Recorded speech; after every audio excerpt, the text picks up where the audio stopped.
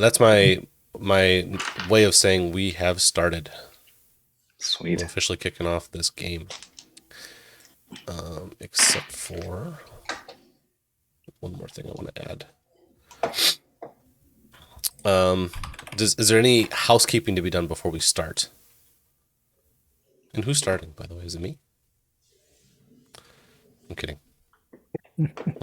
Who's mother? I'm your mother. I'm your mother Game now. mother. Yeah. Very hairy mom. Very hairy mom. Mama.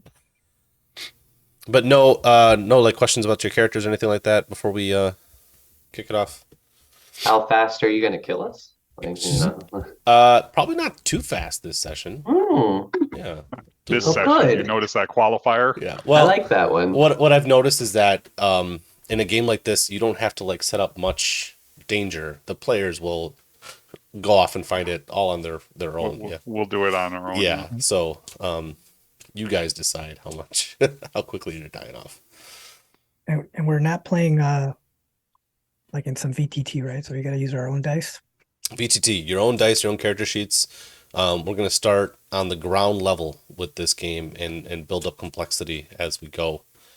That's my way of saying Foundry is just too expensive. We may need a map at some point for the session. We'll figure that out if and when we get there. I might just share a picture with you guys, and we'll go from there. That makes sense. Sounds work. All right. That works. Could you share your screen so we can see everything? I've That'd be cool. I've made that mistake, Mike. I think once I just shared like the whole map. Weyland, he's got the Weyland-Yutani T-shirt. We have to acknowledge that. I totally do. Oh, that's awesome. Nice I love going. it. Where'd you score that? Game Hole. Okay. The Game Hole Con. This but it's a good one. I picked up this one in like a green one with like the NCS Nostromo or whatever Oh yeah. the call sign was. But So good. no, this one's good. I like it. Fantastic. But this is Rick. Rick is wearing. He's the company man. He is a company man. Okay. A dork. All He right. might be. Do you? I have to ask now. Do you have like a closet full of cool T-shirts, or is this like a special occasion? I'm one of those geeks. I buy T-shirts and such. The problem though is like this year I lost a ton of weight, and so nothing fit. So I'm like had to go through and just like cut everything out of my. So I'm rebuilding. They got the opposite problem. Oh no. All right. On that note, I'm ready to begin. Are you guys ready to begin? Yes, let's start. Okay. Our opening scene. No characters are there. Instead, what we have is a disheveled, bearded man wearing a suit that kind of looks like he's been poured into it. It looks comfortable, but anyone who has an eye for the thing will notice that the suit is it's wrinkly. It's got some latent like maybe coffee stains that's never come out, or maybe like grease stains from something. The point is he's worn it quite a bit, and he's seated at the head of a long table.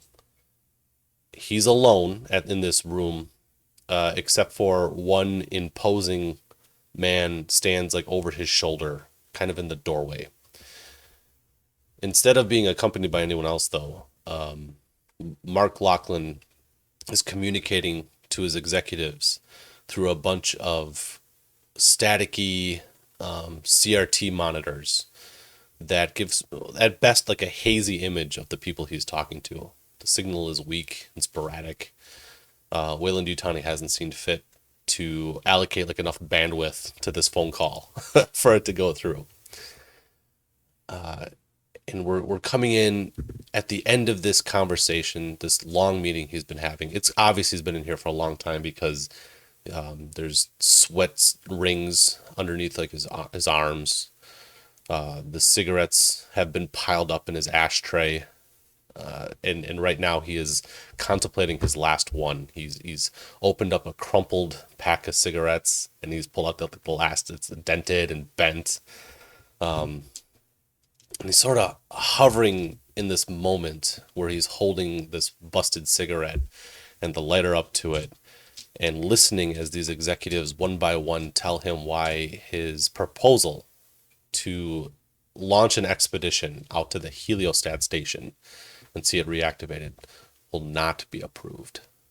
It's too expensive, one person will say. Another one goes on a tangent about how the variables just aren't there, and they can't reassure the safety of the people that Lachlan has proposed to hire.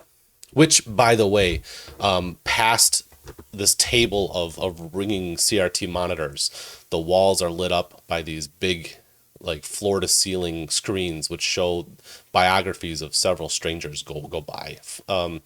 4 people, specifically. A machinist, a scientist, a colonial marshal, and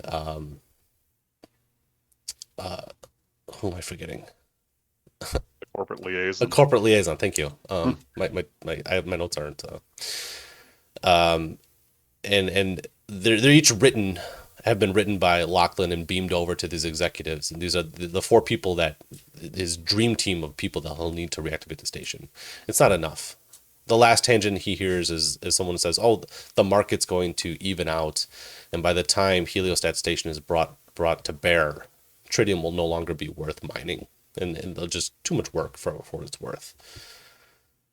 Instead of hearing it out, though, Lachlan lights his cigarette and sort of gestures to this tall, muscular figure standing over his shoulder, and you can hear ancient custom-made servos sort of like a word of life before this figure starts moving, and he circles around the room, and one by one he just sort of like reaches over each monitor and snaps them off one by one.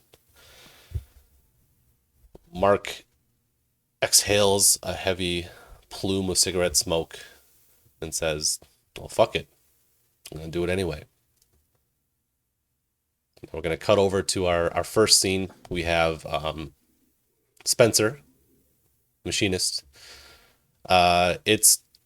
You've had to take a half day off of work today in order to see your wife to the OBGYN. It's a long trip. You have to go from planet side. I don't know what planet Spencer's from. It doesn't matter. Planet X. Planet X. They did find the planet on the other side of ours. It was there, it was right there the whole time.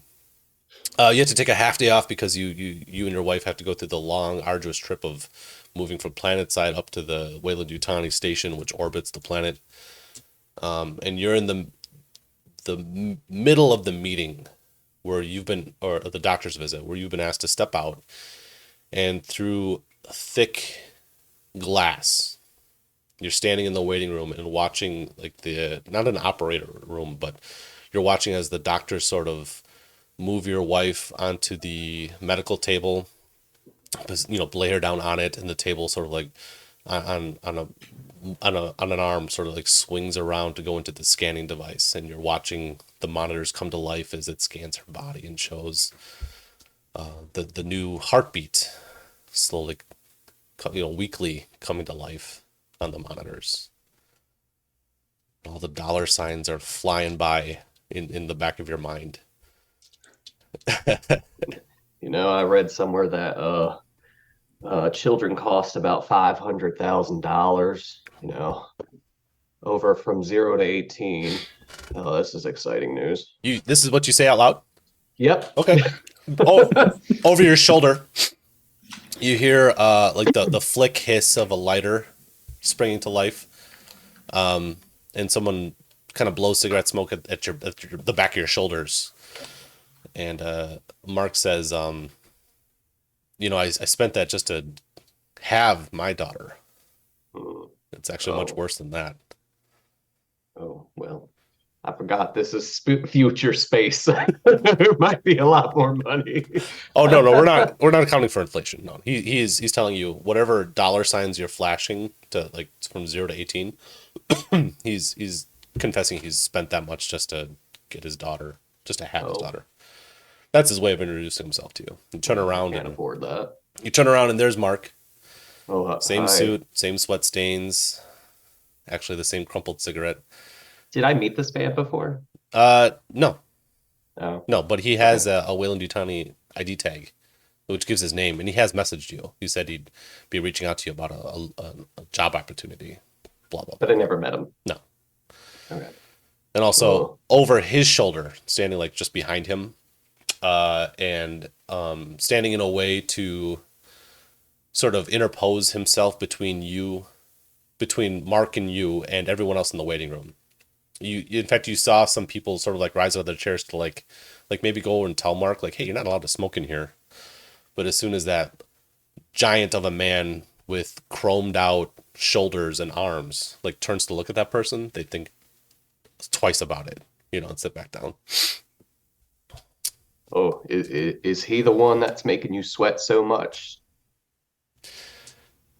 I would say I'd probably be sweating a lot more if not for him.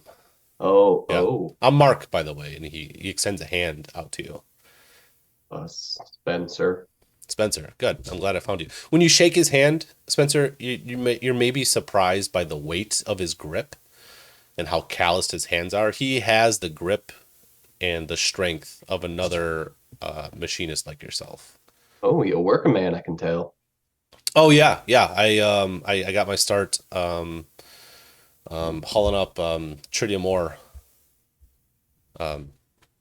over at LV 908s and just kind of I've worked my way up since. I don't get to do as much of it as I'd like to Okay. anymore. So you're the guy I was supposed to talk to? I'm the guy who wanted to talk to you. Yeah. Oh, Hey, is that? And he gestures over your shoulder to the window. Is that yours? Yeah. That's yours. yeah, that's mine, I guess you would say. That's Gina. It's my wife. Mm-hmm. Yeah. Mm-hmm. And that's she's pregnant. Yeah. That's why I'm doing this. Yeah. I wanted to congratulate you on making a really good decision here. A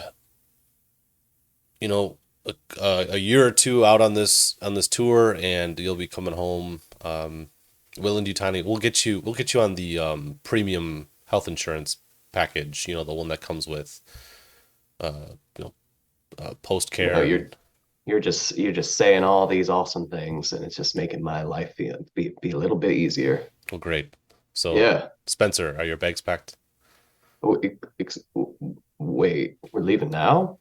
Mm-hmm. He puts a cigarette out like on the window Oh, for the waiting room. I don't know if that. Okay. Well, can I at least say goodbye? I'll give you 5 minutes. 5 minutes. Time is of the essence. This market's moving fast. Then I do like he like looks at the giant man. He's like, okay, I think I could do this. And then I guess we don't have to do the whole scene, but walks in, probably says his goodbyes, and then probably gets smacked,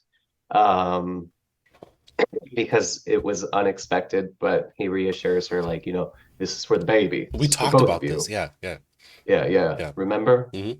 I didn't think it would be the sudden. I also didn't think it would be in an OBGYN office, but this is the one. It's a golden ticket. It's the ticket, our ticket, her ticket, or his ticket. We don't know ticket. Okay. Then by the time your conversation's done, though, Mark has left, and it's just the big guys waiting for you, and he just sort of extends an arm out and like almost like he's trying to comfort you, but you're only aware of like how easily his hand sort of like wraps around your shoulder, kind of a deal. That's a little tight, sir. Adjusting, and then you hear like the servos in his hand like wind down, and his grip like loosens up. Oh, that was nice of you. Mark said to come. Mr. Lachlan said to come this way. Mr. Lachlan. Okay, well, I guess we'll just go with you. Awesome. That's Spencer's scene. Bye, Gina. Our next scene on this space station, the same space station. Alistar, where do we find you? Probably in the bar. Okay. Yeah. It's hunched over, clinking some ice in a cup, and just really, really trying to drink it down. Okay. Okay. As you're sort of like moving, what are your thoughts? Are we having a good night here? Or? Yeah, probably on another planet somewhere far away, right? Alistair comes from what we're gonna say is like a failed colony. Okay. Didn't go well. Something didn't click. Sure. The terraforming doesn't always take. Yeah, or the shipments didn't arrive, and he was lucky to get off world. Not your fault, right? Oh, certainly not. No, did my best. On record or off the record. Okay. As you're giving your glass maybe like the third go around, excuse me, a man saddles up to the bar next to you, and he just kind of like wraps his knuckles on the bar, which is somehow all he needs to do for the bartender to both get the bartender's attention and to convey that we're pouring another round. You know, some men are just capable of doing that, right? At least in the movies. Mark, he turns and looks at you and he says, Alistair, they say like the longer you spend clinking those cubes around, the sadder the lonelier your thoughts gets. You can judge a man by that. Pretty sure I came to this station because no one knows me here. Mm-hmm. So you better let me know what this is about. Well, for a man like you, this is, I think, a story of redemption, right? We don't have to talk about. I'll signal for another. Yeah, he gestures to to cut off the bartender, so like his drink's on me, and we don't have to talk about Alistair who let, or may not have let, or is affiliated with the colony who couldn't quite make it. We can make you into Alistair, the marshal who stood up Heliostat Station, one of the most lucrative and successful space stations that Weyland-Yutani's ever managed. I thought Heliostat's been mothballed for years. Yeah. Quite some time now. He actually looks at his watch like he's keeping a timer. Quite a few years now. That doesn't mean the opportunity is not still there. And it just so happens that the shuttle that I've contracted happens to have, he gestures to the rail behind the bar. It's fully stocked on the ship, so you can squirt away the last of your credits here, or drink on my dollar instead. You have anything better to do? Not here, I don't. Fantastic. Okay, then we got to meet up with some guy who's saying goodbye to his wife, and then we'll make another stop or two, and we are on the way. You finish that up and meet me, and then he slides a card across the bar. Meet me over at this office here in the upper levels of the station. Heliostat, very interesting. Don't believe the rumors, right? Whatever you've read in the waves, it's not all true. I guess I'll have to see with my own eyes. Okay, I'll see you there. And scene, and then our last scene, we open up with Gigi and Mark you're standing outside Mr. Giovanni's office as you've come to know him. He's got a modest waiting room outside of his modest office. It's probably just like one or two chairs, and there's probably piles of. I'm making some assumptions here, Rob, but piles of everyone else's homework that they've sort of crept into Giovanni's peripheral, kind of given an imposing, crowded look to this waiting room. Sure. Look, Gigi, you've met Mr. Giovanni before. You know he's one of Dad's work friends, right? Mm-hmm. Okay. Look, I know I promised to take some time off after this, but it's just not going to pan out. So I need you to come along with me for this quick meeting, and then we will get you off to the daycare. Daycare. How old do you think I am, Papa? Do you have dementia? You don't do daycare anymore? And he looks at like a little date book of like, maybe it's, I'm holding up my cards, like a date book of like people's contact information. 12 years old, Papa. Your mother doesn't put you in daycare anymore? She rolls her eyes like a tween and then like, listen, Papa. I will go if you buy me another cyber pony. Okay? It's my birthday next week. What is this? Like, what is a cyber? Like, you can see it like across his eye. Like, what the heck is a cyber pony? And I've already Just say bought one. yes. Yeah. Just say yes like you always do, Papa. Okay. All right. Just be behaved in this meeting, okay? I just have a quick conversation. All right. Okay, I'll be out here in the hall doing my walking on my hands and rolling on my heelys, throwing furniture around. Well, don't do that. If you take too long, Papa, I get bored. Okay. Well, Xander's coming by with 2 other of Daddy's friends, so just. Oh, great! Any kids coming? Why do I care about old men? Just wait here. Side note: this is like way too real to my real life. Listen, I had a daughter too. Okay. So This is perfect. all right. So your dad, Mark, leaves you to wait in this crowded waiting room. In fact, you can already hear Xander's like heavy footsteps coming down like the far hallway. But Giovanni, Mark lets himself into your office, which he's been known to do. And he tries to do a good job of this, but you can see his expression change from somber to elated, like putting on a smile as he like comes in. Says, "Guess what, buddy?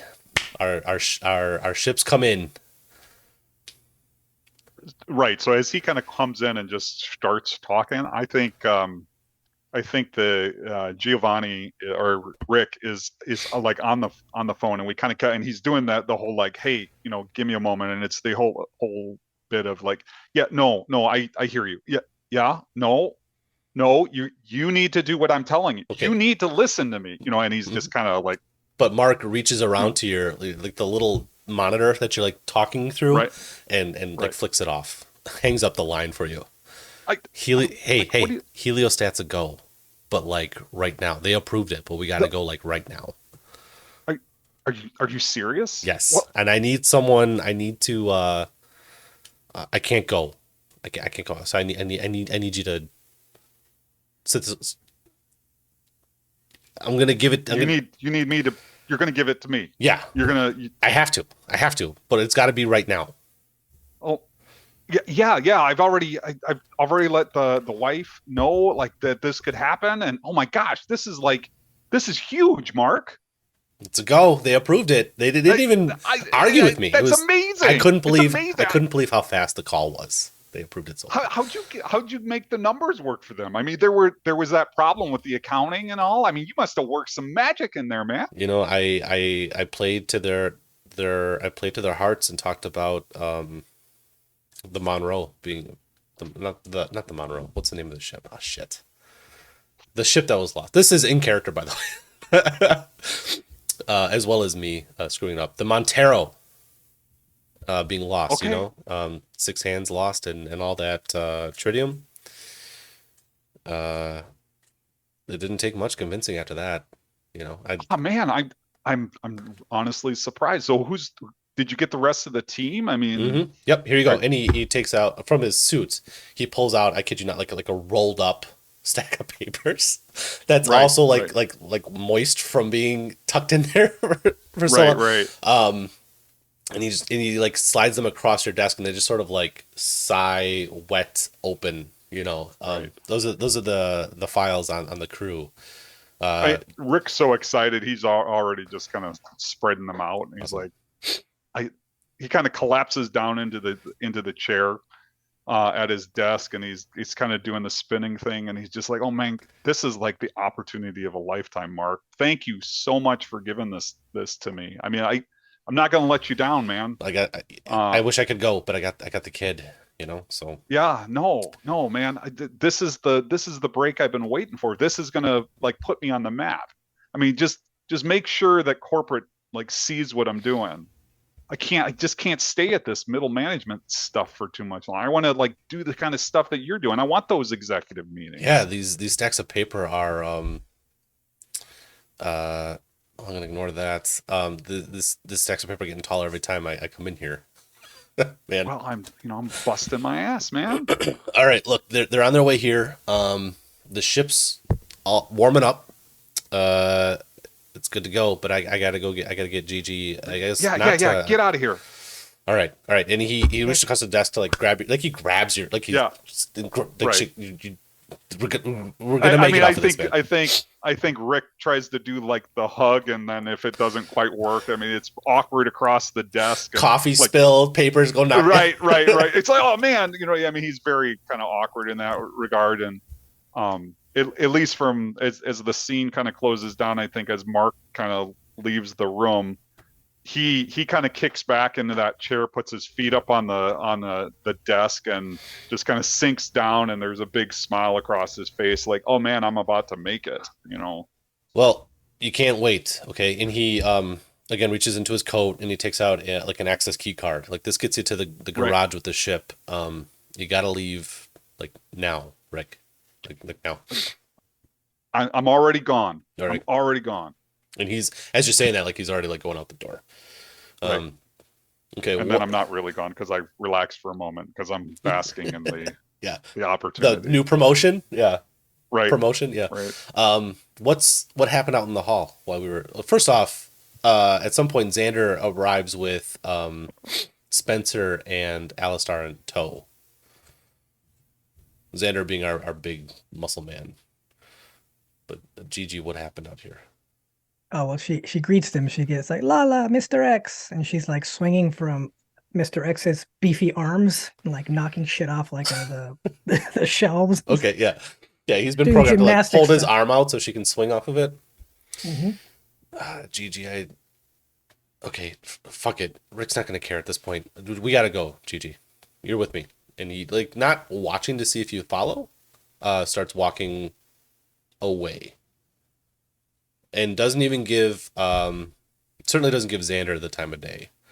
But Spencer and Alistar, he barely, like, makes eye contact with the two of you.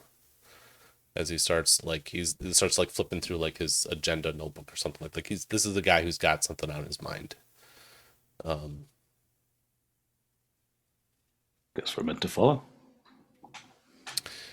Xander stops you. The big synthetic says, no. Mr. Lachlan made it clear we are to wait for Mr. Giovanni here. Oh. I'm to leave you in his charge. I go sit in a chair that's not broken. Good luck. By the time you find one, Rick might be joining us. Oh. Yeah.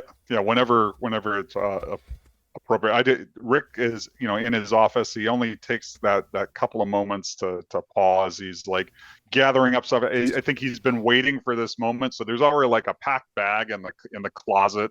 He shoves his briefcase and everything. As we kind of look around, like he takes a moment. He looks around the room. The camera pauses for a second on an Employee of the Year plaque, like just a small little plaque, and he lingers for just a moment, grabs that plaque, and as he grabs it, you can see there's a photo of his family on the back, sticks that in the bag, and heads out the door. Door closes. We're kind of in that establishing shot of the hallway as Rick kind of comes out of his office. He's a small guy. I've described him on the Discord as like a Giovanni Ribisi kind of character. If you're not familiar with that from Avatar, like think the corporate guy from there. Not that personality, but he's wearing the Weyland-Yutani t-shirt with a sports coat and jeans. He's a little he's got a really nice watch on that keeps the kind of showing off, and he's carrying a leather briefcase as he kind of comes out into the hallway and kind of looks around at you guys, shaking his head, and is like, "It's on, team, right? We're gonna get this done. Heliostat, am I right? And he just is like energy. He's trying to like ingratiate himself a little bit. You're a little too enthusiastic right now for me. I'm just gonna sit here. Okay. Yeah, and he's just all right. All right. I think this is also a good opportunity to go around the room and see who else is in this waiting room. We'll give it to Spencer since you told. Since I talked. Yeah. To describe myself? Yeah. Okay. Picture a, country bumpkin sort of man. His rolled up long sleeve shirt. You can see like a tattoo on his right hand. I don't know where he pulled a beer from, but he's currently holding a beer. It's in his go bag. It was there.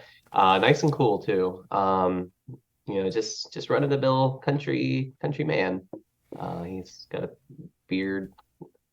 There's nothing distinguishable about him except for everything you just described. Like nothing out of the ordinary, Yeah. if that makes sense. Yeah. I love it. All right. Done. Alistair. Yeah, kind of a tall and brooding type. Definitely getting up there in years. He's got kind of salt and pepper thinning hair. He's got a large duffel bag. He's just still carrying, ready to move, and kind of like uniform, navy blues, whatever. But it's like if you were to pay closer attention, you'd notice stuff has been like patched or like some like little scrapes or there's a bit of wear and tear on there. That's he's paid attention to. Last but not least, GG. Swinging off of Xander's arms is all right. Yeah, she like does a little somersault off of the arm and lands down and says, looks right at Gio, says, Gio, Papa said it's time I learned the business. And you should show me around. Congratulations. So, was Gio or was Rick aware of this?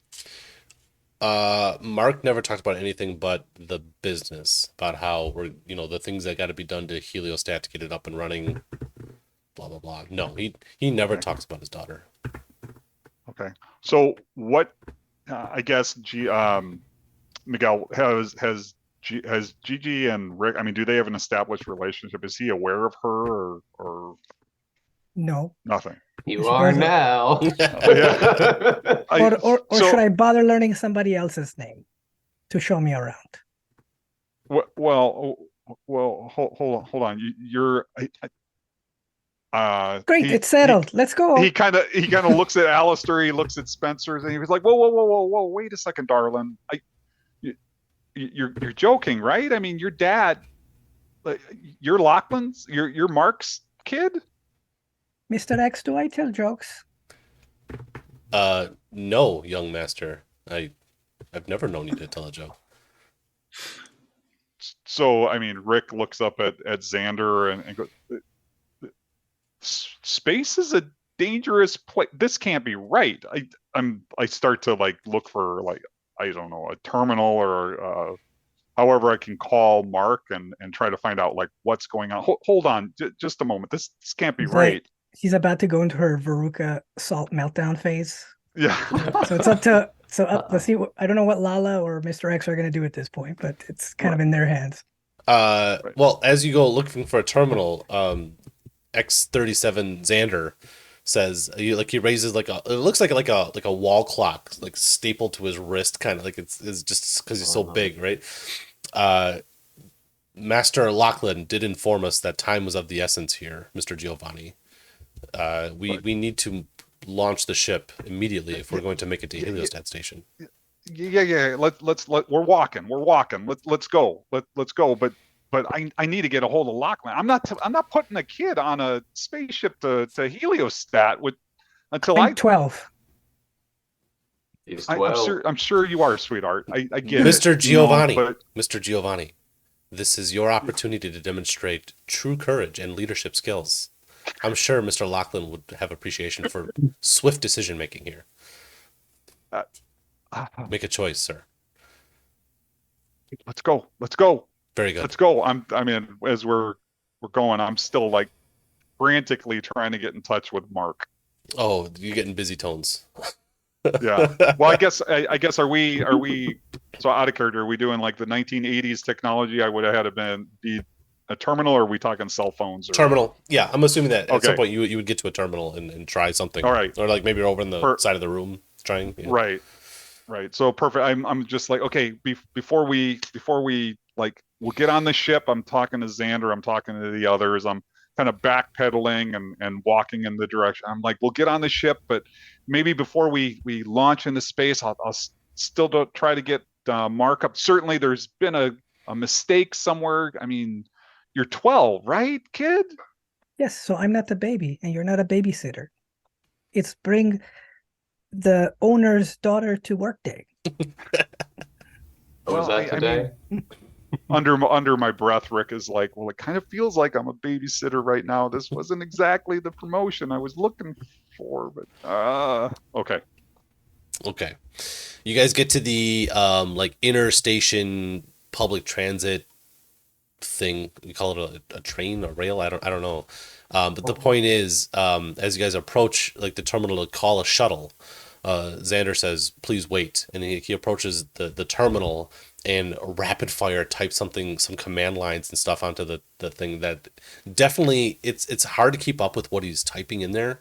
It's moving so fast, but it definitely looks like he's getting some sort of like not quite above board permissions and stuff like that with the transit system. And all of a sudden, like the waiting, like X minutes until the next shuttle arrives, and like the locations for all this, basically all the lights turn green to get a shuttle to you, like right there. And wow. As the doors open, he gestures towards them and says, "This shuttle will take you immediately towards the hangar bay. Again, time being of the essence, you must depart immediately. Enjoy your trip." Are you not coming with? No, I'm to accompany Mr. Lachlan. He has other business to attend to. So Giovanni, or I'm sorry, Rick looks at Gigi as they step onto the tram. Train, yeah. just like, okay, Oh, great. Okay. Well, you're in charge of her now, so I'm gonna just be on the other side. Excuse me, I'm in charge of me. Do you think my father gives a crap where I go? I just start walking away. I'll do the train. Yeah. So I would hope, Gigi, that your father would. She's like wheeling away in her Heelys. Right. I like her. Oh God. All right. Hear something break way in the distance. Oh, I really like you. All right. So, besides awkward and I'm getting the vibe that like Rick is hyperventilating into his briefcase. What else happens on the train as you guys cut like a straight line towards the hangar bay, or the umbilical where Lachlan's shuttle is lashed to the station, or whatever it is. It's always good when it's always good when the dungeon master says whatever it is. Yeah. Right. Just doing whatever. Yeah. Okay. Well, I think for sure Rick is probably like wanting to get a little bit closer to Spencer and Alistair. He's not real sure what to make of Gigi, on her Heelys and everything. But for Spencer and Alistair, he's like, hey guys, come here. I mean, I don't know how familiar. He's trying to give them a briefing of what he knows about the situation, and has pulled papers out of his briefcase and is laying everything out for them, and like, this is the opportunity, tritium, we're going to go for this. What do you know about the planet where Heliostat is? This is some surveys that we did to kind of scope it out, and he's just kind of laying out the thing. This is a lot of words. I'm just here to fix shit. Well, yeah, and there will be a lot of shit to fix. Don't worry about that. But big opportunity here for all of us. Again, just here to fix shit. So you know, he does like he's when he's sitting though, he's like doing that reclining thing where he's just and he puts his feet up on top of the table, and I think he's gonna put his feet up on top of some of the documents that he laid out just to be like, Yeah, no, that's perfect, right? And so I think you see the camera kind of as the feet kind of come down on those documents, you know, Rick's face is just like, you're messing with my paper. You know, it says it all in his face. So he grabs the papers and I'm sorry. tugs, but they don't necessarily come out on that first tug. And then when he finally pulls them, there's like a streak of dirt along the paper. It might not be dirt, just sir. like, what about you, Marshall? Like, Well, there might be unregistered, people living on the station potentially, or pirates. Anyone who is,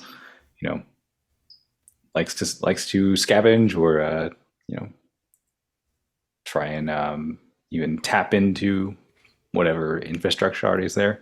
So it is my prerogative to make sure that this mission comes away intact and successful. I love that attitude. That's great, man. And Rick kind of leans in and he's like, this is going to be amazing. Kind of like get you like gruff nod from him. And what's she gonna do?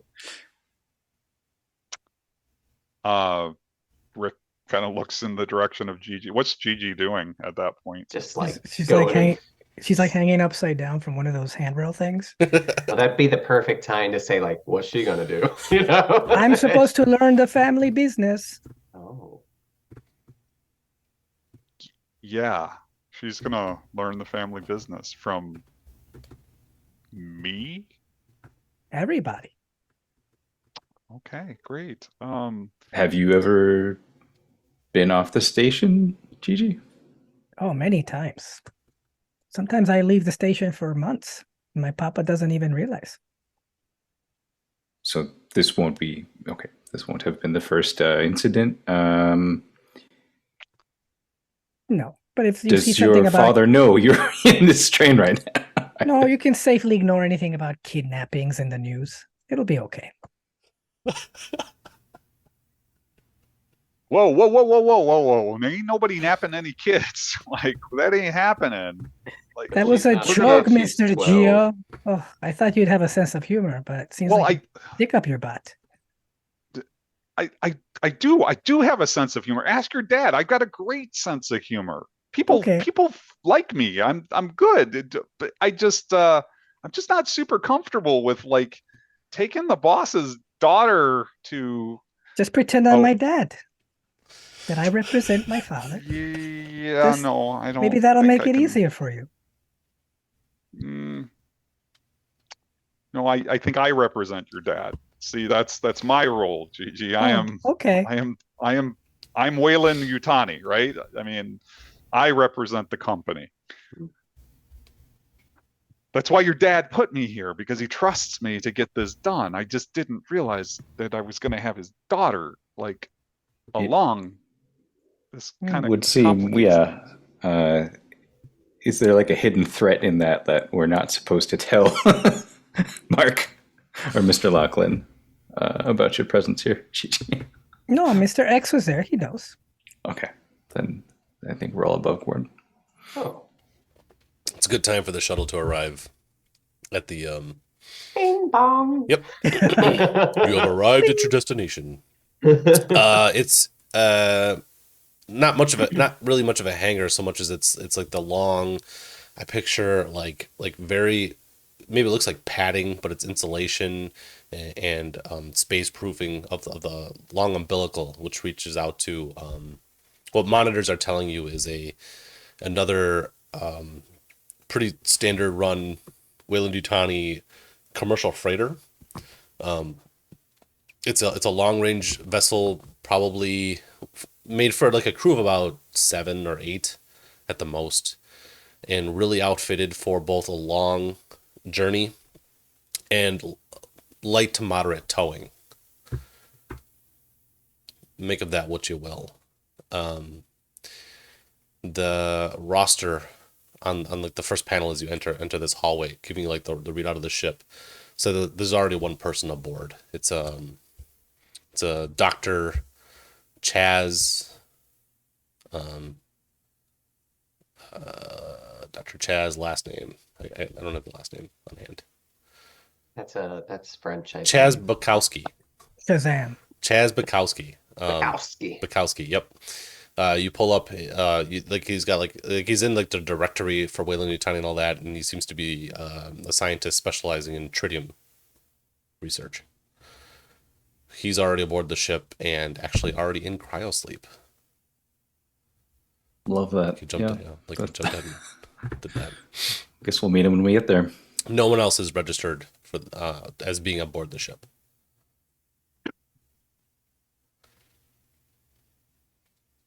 All right, so I assume we got to wait for a pilot and all of that jazz, or does one of you who here can fly? All right, tell me it's the kid. I knew it. I can't. I knew it was the kid. No, I can't. I can't fly yet. Oh, I was expecting that. I totally was like, it's going to be the 12-year-old that's going to take us into space. She's our pilot. I can try if you want me to. I think that would be mighty fun. Actually, so you guys walk the hallway through the airlocks and stuff like that, and another kid. There's another kid waiting. Love interest. Gigi's classmate.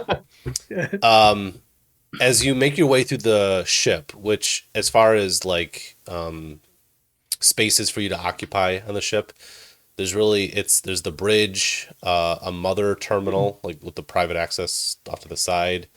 There's a medical lab, a galley, the cryo room. I don't think you call it a cryo room, but and then like ladders down below where it deals more like the industrial stuff of like hauling and engine access, blah blah blah blah blah blah. But the non-greasy places are such described. You make your way aboard the ship, and when you're in the bridge, the first thing you notice is that it's actually very Spartan. It's actually lacking in all like the typically human touch that people will put in a shuttle when they spend a lot of time on there. It looks like it's actually been kind of scrubbed of all that. And maybe in anticipation of Rick asking the exact question of who's going to fly this, the coordinates for Heliostat Station are already punched in. It's really just press go and Mother takes care of the rest. How much attention do you give that though? Anybody? I think Rick, his attitude is like, wow, this is amazing. Look what the corporation can do. So he just kind of turns and looks at everybody and he's like, look at that. Like, we're saving money already. Saving money's making money. Don't even need a pilot. Push button. Yeah, don't even need a pilot. So what do you guys think? Well, I need to make a call before we go, but why don't you all like scope out your cryo chambers and we'll see how this goes. I almost thought that was Gigi actually pushing the button, like as Rick was talking about. It's like, let's go. Time is money, as Papa says. Was that for real? Like you push the button? I don't know if you guys said like if she's like snooping around and you said it was that easy. Would a kid do that? Do you think? Would a kid push? My push kids would. Red button? Yeah. Yeah. What does this do? Yeah. Then I guess you press the button and we're on our way. I mean, it's not quite like a big red button, but it's like all the command lines have been punched in. All I gotta do is press enter to execute, Right. and I can see Rob is like, the programmer is like, oh my god, man, like there's more to it than that. But it's cinematic, right? It's Hollywood. It's Exactly. Hollywood hacking. You get what I'm saying though. Hold on, I'm hacking in. As the I need a name for this ship. Anyone want to come up with one on the spot? While you guys think of it, so as the ship is detaching from the station, that's maybe a clue that maybe things are not so above board. No one was present in that opening scene, but as players you're aware of it.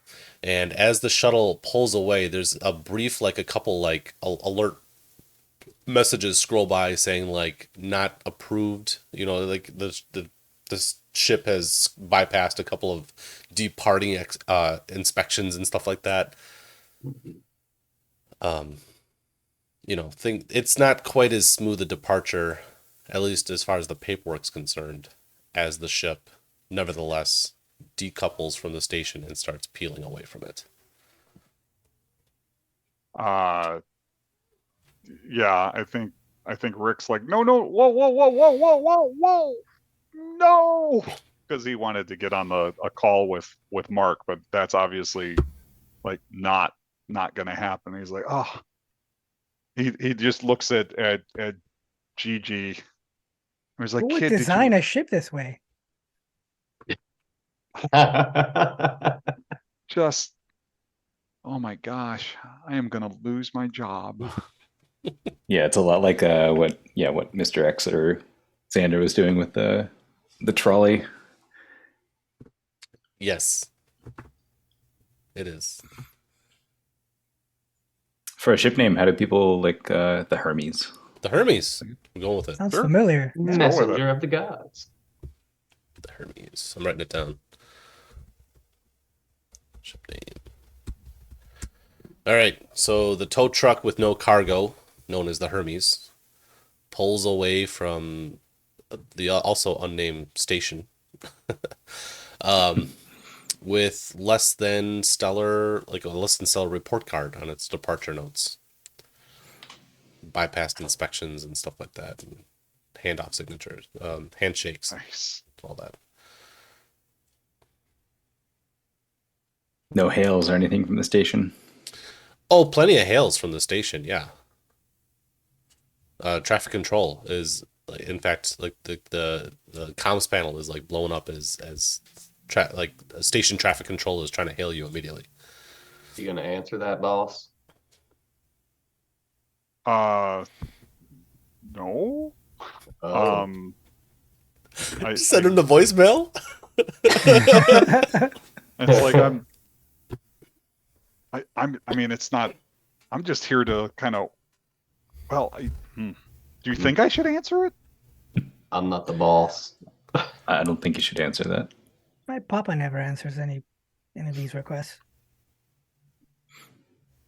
Right, well, you guys should get into the cryo tanks or in the cryo chambers. We got a bit of a journey, right? I mean, Mark said time was of the essence, right? And we're gonna be fine. We're gonna be fine. And I'm kind of looking through that, like flipping through the pages of bypassed, inspections. And I think Rick is, he's a pretty smart guy, and he's starting to figure out that maybe things aren't like as quite on the up and up about our departure, and maybe that explains why we're need to rush so fast and all these bypassed inspections. And yeah, I don't think I want to answer that phone, that incoming call. So we're just gonna wait until it's too long. Let's touch on that though. So you start like going through like the papers. Is that what you said of like the package? Yeah. Well, yeah. All the like counter signature lines and stuff like that the executives were supposed to sign off. They're blank. Yeah. They're blank. Yeah. Yeah. There's absolutely nothing in your crumpled manila folder of paperwork that Lachlan gave you, giving you any solid confirmation that this has been an unapproved mission. Right. And so Rick is kind of looks at the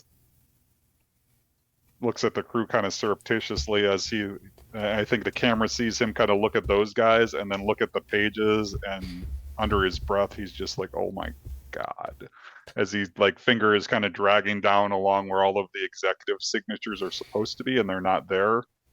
And he just kind of like puts his hand up to his head and just, word, this is not good.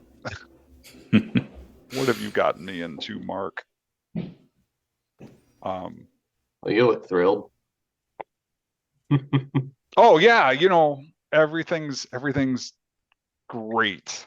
All right, I'm gonna go to the cryo pod chamber. Yeah. I assume you've got experience with those, right? You know what you're doing? Yeah, I Okay, guess. great. I don't.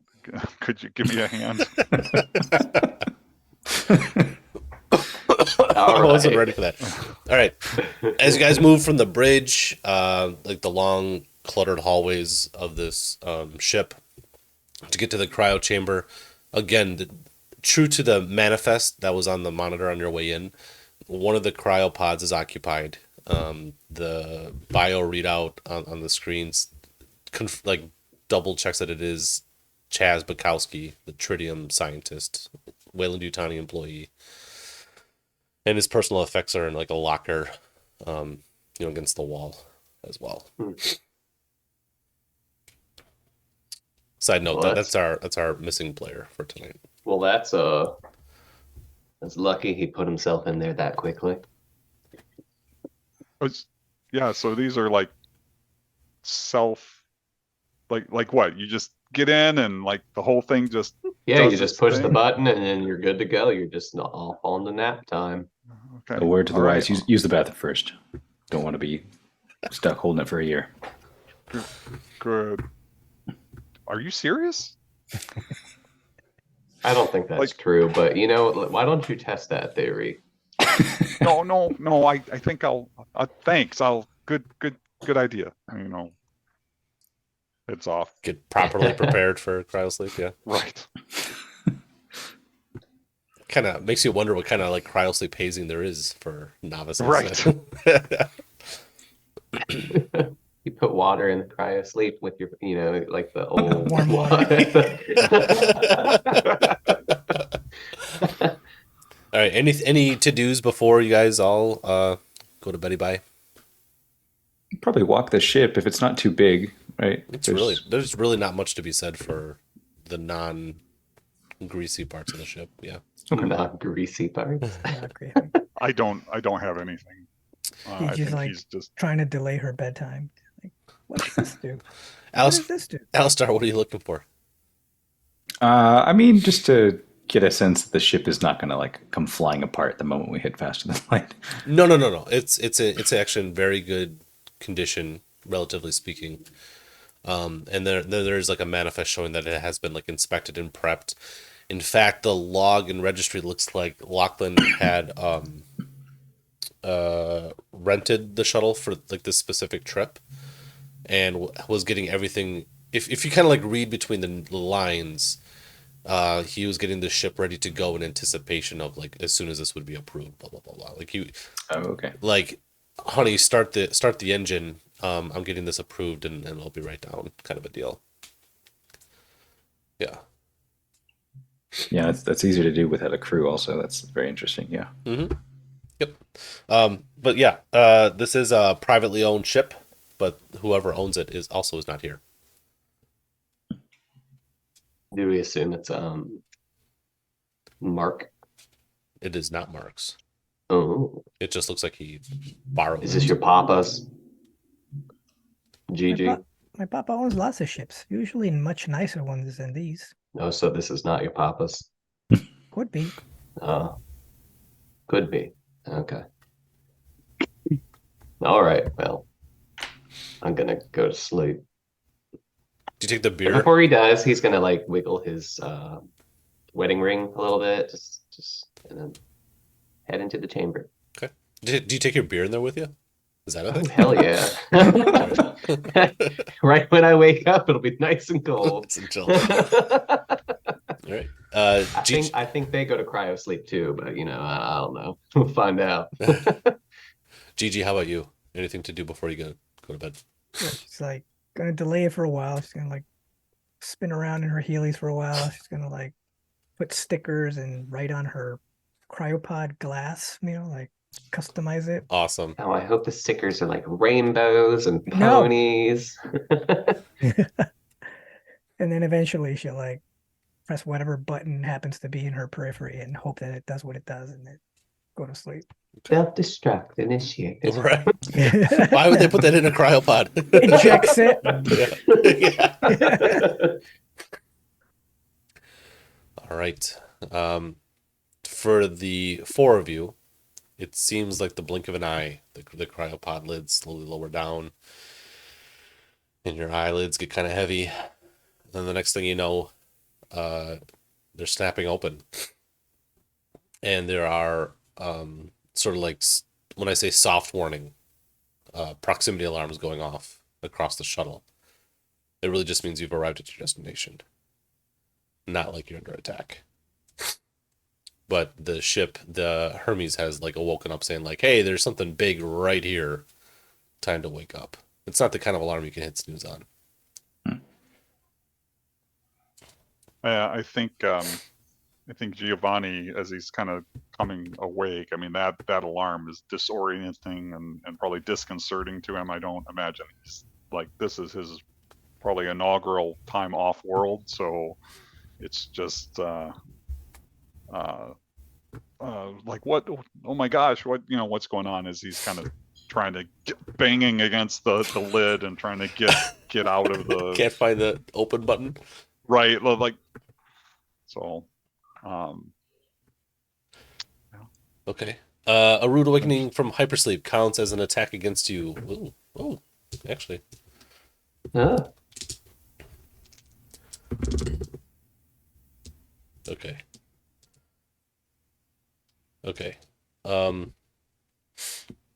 Everyone's going to take a point of damage Oh. from the rigors of being rudely awoken out of hypersleep. You also have the condition of being dehydrated. You cannot recover health or relieve stress until it's addressed. Every shift you suffer 1 point of damage. You know what? Ignore the damage I just told you guys to take. You'll just be dehydrated. Speaking of damage, how do you regain health in this game? Good question. Just curious. I'm gonna parking lot that, and I'll find out. Well, hopefully we don't have to do that tonight. Kill us today. I'm gonna parking lot that for the next 20 minutes. Well, I don't know if I'll be dehydrated as he as he wakes up. He takes a swig of his beer. Okay. While you're dehydrated, you cannot recover health or relieve stress. Every shift you suffer 1 point of damage, and your stress level increases by 1 step. If you're broken while you're dehydrated, you must make a death roll. Ooh. As soon as you drink, the above effects wear off within 1 shift. So really, I guess, never mind, Spencer. You're just fine. Because we all know how hydrating beer can be. Yeah. All right. Yeah, Alistair will go and make some hot cocoa in the mess for everyone else. Awesome. Proximity alarms are going off, and Alistair's like, fuck that, I'm thirsty. Yeah. He's gonna put he doesn't drink it all, and he puts the other one in front of Gigi's pod just to see what she does. Like a beer? Yeah, just the rest of it. Oh, she probably knocks Half a it out beer. when she jumps out of the pod in her heel. Damn it. Incline, decline does not endorse or encourage underage drinking in any capacity. Unless it's okay wherever you live. Yeah. Ask your parents. It's wine, okay? That being said, all right, Spencer, you're addressing your dehydration. Gigi was apparently addressing her dehydration. And Alistair says cocoa for everybody. Yeah, just stirring it up. Yep. Yeah. Awesome. So Alistair like swipes his card to open up the cupboards for the meal of the shift. It's not free here on the shuttle. You have to pay. Thanks, Alistair. I have no money. Naturally. Mr. Giovanni, though, you're coming out of your first cryo sleep, right? Yeah, I am. How you doing? And it is not good, not great. I think as he kind of like comes out and manages to eventually get the cryo chamber to open up and sees like Spencer and Alistair, and I don't know if he sees Gigi or not, but you guys all seem very comfortable with this, and he just like looks at Spencer and Alistair and just like, is that alarm normal? I mean, is everything okay with the ship? I don't want to see the ship go down before we even like get there. What's going on? And why am I so thirsty? Oh my gosh, don't these things have like IVs or something to keep us like hydrated? Relax. He's making you cocoa. He'll get you that cocoa sounds soon. good. Yeah. All right. Team building, right? Like, yeah. Team building. Sounds like a good. Marshmallows, Rick? Yeah. Oh, it definitely marshmallows. Extra marshmallows. Oh, this Sorry is gonna guys, be this a is like my first long time. job. It's just to have You're deep dehydrated because breaths. you've been crying all the time. Crying. I'm not crying. You guys can feel the engines of the ship sort of slowly winding down in the proximity alarms since no one's addressing them. Quiet, but the hazard lights are still going off. So Spencer, isn't that like? Can you do something about that? I mean, Oh, you want you're me to the do something about that? Oh, okay. well, you're the guy that fixes stuff, right? And that does not sound like the sound of something that's not not fixed. I'm the guy that fixes things, but I'm not the guy that pilots things. But I'll try my best. Is I that can a push a button. piloting sound or a? I don't know. And I'm walking towards the sound, I guess. The bridge. 'cause I was told what to do. The bridge. Oh, okay. Oh, Okay. Do you have Coco with you? I have a beer with A me. beer, even better.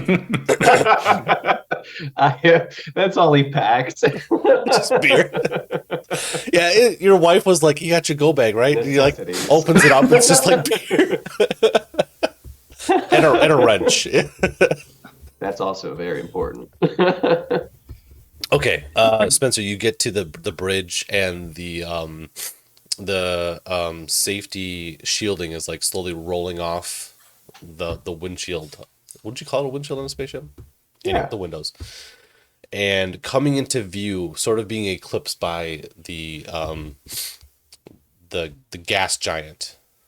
There's like three immediate things that you see. One, the gas giant that is in the background of this area is absolutely massive. It's a roiling cosmic primordial cloud of green, yellow miasma. Just looks sinister, right? And the sunlight coming through it, coming your way, is just painted in like a really oily turn. Does that make sense? The air here is sinister looking. Casts a long shadow across the little moon that you're like parked above, which you presume is LV 908. Kind of looks like a Swiss cheese of a moon. It's porous and beat up looking. And there in low orbit right above it is the most dilapidated, rundown, and monolithic looking space station, tower-shaped space station you've ever seen in your life. With your background, you've probably gone to quite a few space stations or places like this to fix up. You've never seen something so ramshackle and roughshod as Heliostat Station. There's no welcoming lights on it. There's no messages coming onto the comm station. It looks like a floating ghost. Well, that looks ominous. Around it is like this blanketed area in space of debris. In fact, as you watch, a larger piece of something, maybe another spaceship, maybe an old piece of Heliostat Station itself, sort of like breaks off from the refuse. And then you see these massive cannons on Heliostat Station sort of like come to life, point at the rubble, and fire off a blast of like this big like tungsten bolt that just like shatters it into even more like smaller pieces. Uh-oh. Oh, Okay. Well, is there any way I can try and stop, one, the sounds from going off? And then two, maybe stop the ship from getting any closer to the station so we don't get blown up? Sure. Yeah. No piloting skill required to do either one of those things. You can Thank goodness. quiet the alarm and hit the stop button just fine. Yeah, I really think that Giovanni could have done this. There's a big button that says stop. That being said, the autopilot has run its course, and you are now like the piloting chair sort of like even like pulls away from the console and like turns towards Yeah. you, sort of expecting a pilot to now take over now that the autopilot's done its job. I mean, I sit down. Okay. Yeah. You sit down, the chair automatically like pivots back and like slides in Ooh, and the this is- piloting console starts booting up. I don't know what to do, but this is fun. The ship's not moving any closer. Okay. You've effectively stopped it. Okay. I'm going to pause you there. We're going back to the galley. Gigi, Rick, and Alistair having your hot cocoa. Chaz is just now waking up. But you can hear him. Of course. You can hear him vomiting down the hallway, and you can tell that he's not. Oh, Yeah. poor guy. He's Hey, at least you're not vomiting, cryo Rick. sickness. I mean, is that common? I mean, looking at Alistair, I assume Spencer, you're off. It's pretty No, common. Yeah. Yeah, I'm not there. Oh We're man, then I babies. feel like I dodged a bullet there. Then, like, at least I didn't have that. Hey, Chaz, it gets better. Like, just hang in there, buddy. Sounds good. Maybe you need some cocoa. This is what happens when you don't go to the bathroom before you get in cryo sleep. Oh, All right, I will keep that in mind. So, I guess we're here. So,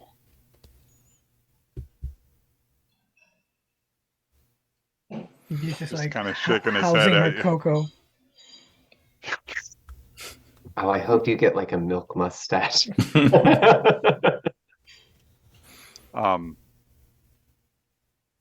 So Yeah. Giovanni is just kind of like, so Alistair, I mean, we're approaching the station, or you, what do you recommend? You're the marshal here.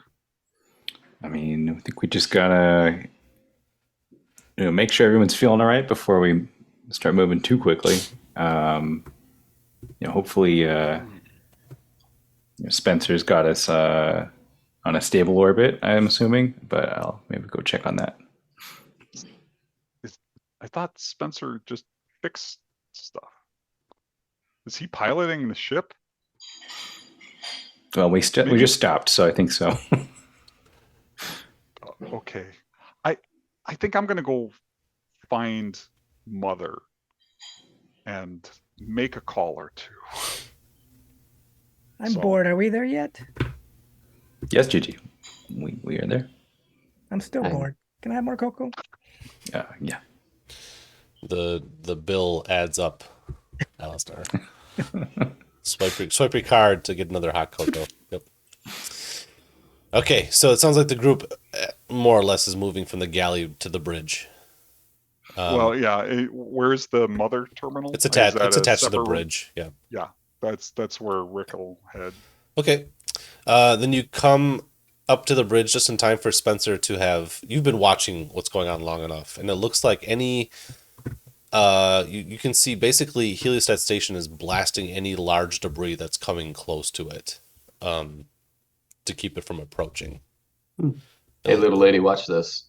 And sure enough, like just as you got another big piece of debris comes up, and Ready? the 3, 2, 1. big bullet. Oh, But can we do that? the No, we can't the do that. problem is, like the large piece of debris shatters and then it like bounces off. There's like so much crap flying around Heliostat Station that it just ricochets around, creating another ball of debris, and eventually it happens again with some regularity. So, boss man, that's a problem. When he Yeah, ran to his don't- mother. Don't get too close to that. I need to find out what's going on. I mean, so does Rick know, are those automated defenses? I mean, what does he know about like the active, the last known state of Heliostat Station? I think you're drawing the right conclusion here. These look like automated defenses. Okay. Supposedly, Yeah, don't- according to Lachlan, Heliostat's abandoned. Right. Okay, so those are probably automated defenses, Spencer. I mean, obviously, Weyland made an investment in the station there, even if it's currently abandoned, there's always the opportunity we'll be coming back, just like now. So we just gotta like disable the automated defense system. That, I mean, you seem like a talented guy, right? This is tech stuff. I was waiting for Okay. Giovanni to frame it as we just need to fix the automated defense problem, and Spencer, you're the fixing guy. Yeah. I'm the fixer, but I can try and fix it. All right. Well, Marshall, Alistair, whether you get any experience with automated defense systems? I mean, on one hand, this probably means probably a lot less people on board the station right now, so that's good. But as far as getting onto it, yeah, I don't. I guess we'll have to see if there's a portion that's not covered by the radius of those guns. If there's another like entry point. Rick is kind of shaking his head and he's like, "Yeah, that sounds like a great idea. How do we do that exactly?" Yeah, probably look over close to the as far as letting a company ship in, this station should respond to our IFF signal, but that's not something I'm willing to chance just on the face of it. So maybe a little problem. Do you have any like fancy codes that could like let us in there? Are you talking to Alistair? I'm talking to you. Okay, that's what yeah, so I look, yeah, I'm gonna go, I don't know if they'll let me in, but I will go talk to Mother and see if maybe we can talk to the station and make something happen here. If pausing for just a second, out of character, Miguel, I'm struggling to know like what to do about Gigi to make sure that you're not being like cut out of scene. So it's okay. Like, She's just doing kid shit in the back. Right. Okay. I just maybe she's pressing a button. You don't know. That's fine. I just I don't know what her role is. So Rick is like not sure what to, because Rob's not sure what to make of Gigi. So if for some reason out of character here, if I seem like I'm ignoring, that's not intentional. Now, don't worry. Rick. Well, she's learning. Rick / Shouldn't she Rob, be like following you. When you do figure it out, let me know, because as the GM, I also. Okay. All right. Well, is she learning like all this stuff? So maybe she should be following you around. Yeah. Maybe she should go with you and the Mother. Yeah, I love that idea. I love the idea that she follows me, and unless she sneaks in, I would like Giovanni or Rick would start to step into the Mother capsule, and if he sees Gigi coming like behind, it would be one of those like, whoa, wait a second, room for one. Sorry, kid. Like I need to do this Mother capsule one person at a time. Okay. So. I can try flying the ship. I play Skyfield all the time. I was about to say, whoa. Want to learn how to fly? Don't do that either. So and it looks at like Spencer and like you watch her, right? You're gonna keep an eye on her. It's practice. Probably not the best idea. It's good practice. Right, I'm in the grown up with the beer. Yeah. Gigi, let's play a game. Can you spot the least broken spaceship in that debris field? Okay. Okay. So Rick will go into into the Mother capsule. Okay, let's do that scene first. And so Rick, that takes you like swiping your fancy special access key card, which I believe is a key item for you, right? Yes, it is. I got my transmit card with corporate clearance. Exactly. So that's how you can. It is fancy. That's how you get into the Mother console. Right. Which is just to put us all in the right headspace, is that padded hallway and padded room with a big chair and the chunky keyboard. Right. All the beeping lights and consoles. Absolutely. Yeah. So I don't know. Rick, do you have much experience taking a seat in the Mother console, or is this like a first time? Yeah, I think for sure lots of simulated like interactions with Mother back on the home world, but obviously since I've just discovered, since Rob has just discovered that that Rick has never been in space before, so I'm going to say no with like actual applied use of mother. So it's Sure. kind of theoretical. I like the idea of simulated mother. That's very Right. Right. Which would So- probably be like a multiple choice like piece of paper. Like if you type this, then go to page Right. 32, and this is what mother responds. Right, Yeah. So yeah, So maybe this is a little bit cause for celebration for Rick to like finally be the guy who gets to go into this seclusive chamber. this is what he's been working for, right? Employee Yeah. of the year. Now he's like out here in space for the first time. You're in the mother console. I'm in the mother console. The chair turns to receive you, and you sit Yeah. down, and you swing around, and mother like beeps a couple lines of command saying, coming online. Here's your current location space. You landed right outside of LV 908, just as programmed. Things in proximity, Heliostat Station. Would you like to know more about Heliostat Station? What can we do for you? Yeah, so Rick is actually pretty damn good at comtech, all things considered, and he's pretty damn observant. So I think he kind of leans back into the chair, and he's feeling those arms on the thing, like, wow, I'm in command. I got control of this. And as Mother kind of says that, he leans forward, and just like, yeah, Mother, good morning. How are you doing? Okay. Now, I've probably made a mistake here as a new alien GM. We probably should have gained a point of stress for coming out of hypersleep, right? Okay. And I think we maybe another point of stress for the big guns that are blasting things out of this space, no matter how cavalier we've been about it. So maybe stress 2 for this. Sounds good. Yeah. Now I would appreciate you guys' help bringing that. Like, hey, should we be getting stress for this or something like that? That would help me along. The cocoa helped. Yeah, stress reducing cocoa. So we anyway, had 3. Now we're down to 2. How about a comtech roll to negotiate with? Yeah, that's exactly what I was thinking. All right, so I have 5 in wits, and I have 2 in comtech, and then I have my 2. This is the first roll of our campaign. I know, no stress. Fuck it up. And don't screw it up, right? And I've got my 2 stress dice, and let's see what we get here.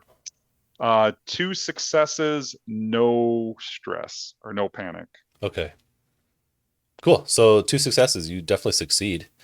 And as you're chatting with Mother, because I always thought it was very interesting how it's very conversational in the way they type to Mother. What do you ask? 2 successes, ask me 2 questions. Yeah, so hold on a second. I was looking at the whole like stunts thing. Choose 1 stunt, gain. Sorry. Okay. Yeah. Great. So, well, I guess, are you familiar with the stunts I was mechanic? actually just looking at it too. Yeah. So if you want to stunt on this, you can. Yeah. So I think what I'll do is I'll choose to get new or unexpected information. That's how I will spend my second success. So as we're talking, if you want to drop some lore on here, I think what Rick asks Mother is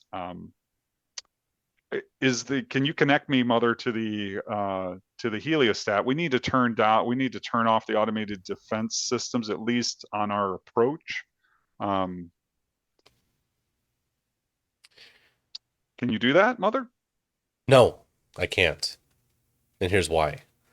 Heliostat Station is in, and it gives like a long-winded description of basically being mothballed. Comms are turned off. No one's answering. Instead, we recommend, Mother recommends, getting into contact with one of the ships in proximity, or traveling down to the surface of LV-908 to reactivate the local processing plant that should be there. Although we're not hearing from that either.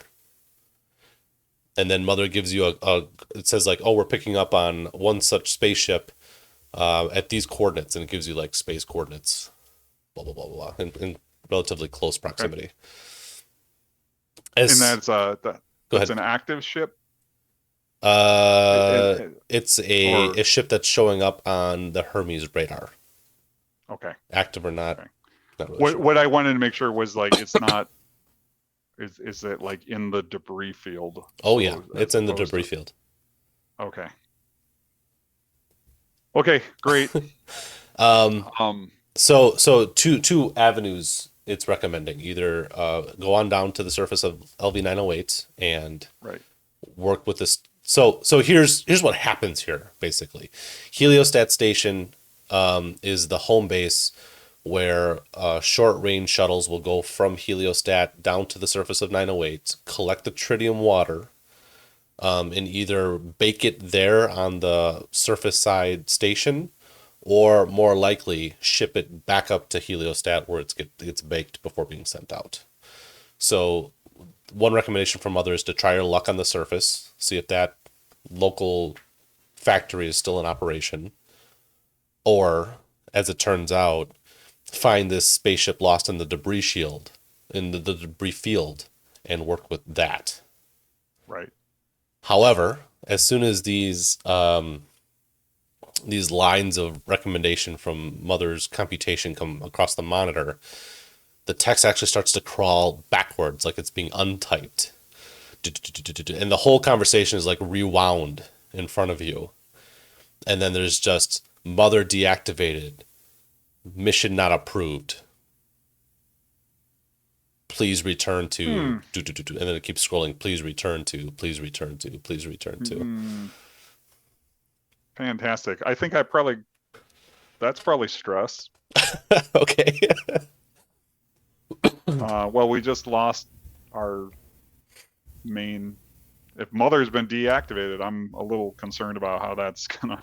Yeah, the term Weyland-Yutani uses is like this is unsanctioned Mother communications, subject to like penal codes, blah blah blah blah blah blah blah. Yeah, that doesn't sound like a promotable event. No, not a promotable event. So, all right, I think I see that. I'm like, no. He just kind of like pulls out his card real quick as if that's going to stop the transmission codes from going across. And he comes well, I guess I should pause there. Maybe that's the end of that scene. I don't know if you want to shift. I was just going to ask you if we can switch over to I think Alistar. You were asking Gigi, can you spot the biggest ship out in the field? Right? Yeah, I want to see what's in that field. Yeah. Yeah. I think this would be a Comtech role to bring the Hermes scanning capabilities to bear to look out there. What do you guys think? Got good Comtech. Yeah, it's not just looking out a window, right? So I have a 1 in Comtech. Does that mean I'm rolling a single d6? Group roles.